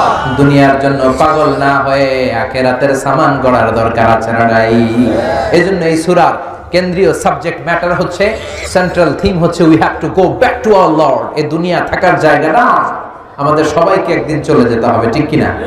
এই চিন্তাটা যদি আমাদের মাথায় থাকে, ওই লোক পাপ করতে পারে না, দুর্নীতি করতে পারে না, টেন্ডারবাজি করতে পারে না, চাঁদাবাজি করতে পারে না, খাদ্যে ভেজাল দিতে পারে না, ওজনে কম দিতে পারে না, মাছে ফরমালিন দিতে পারে না, মেয়েদের ওড়না ধরে টান দিতে পারে না, ইফটিজিং করতে পারে না, দুর্নীতি করতে পারে না, ভোট চুরি করতে পারে না। চিল্লায় বলেন ঠিক কিনা? কারণ তার অন্তরে থাকে কার ভয়? আরো জোরে বলেন কার ভয়? আল্লাহ যেন আল্লাহর ভয় আমাদের অন্তরে রেখে কবর পর্যন্ত পৌঁছার তৌফিক দেয়, আমরা পড়ি আমিন। আপনারা দু চারজন উঠতেছেন কেন? এই যে এদিকে ডান দিকে উঠলেন কেন আপনারা? বসেন বসেন। বিশৃঙ্খলা, আই নেভার টলারেট এনি, কোন ধরনের ফাসাদ, বিশৃঙ্খলা আমি পছন্দ করি না। বসেন। আপনাদের যদি কষ্ট হয় হাত তুলে বললেই হতো যে হুজুর অনেক রাত হয়েছে, আমি শেষ করে দিতাম আরো আগে। আল্লাহ আমাদের সবাইকে কথাগুলো বুঝার ও আমল করার তৌফিক দান করুক, আমরা পড়ি আমিন। যতগুলো কথা বলেছি কোরআন সুন্নাহর আলোকে বলেছি, বানিয়ে কিছু বলি নাই। তারপরেও আমার মনের অজান্তে কোনো মিস ইনফরমেশন যদি আমার মুখ ফসকে বেরিয়ে যায়, সেগুলো যেন আল্লাহ তাআলা আপনাদের স্মৃতিপট থেকে মুছে দেয়, আমরা পড়ি আমিন।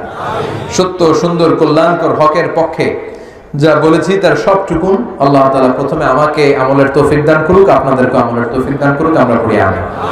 আপনারা সবাই ভালো থাকবেন, সুস্থ থাকবেন, সুন্দর থাকবেন, কোরআনের সাথে থাকবেন। আবারও হয়তো দেখা হয়ে যাবে কোন তাফসীরুল কোরআনের ময়দানে।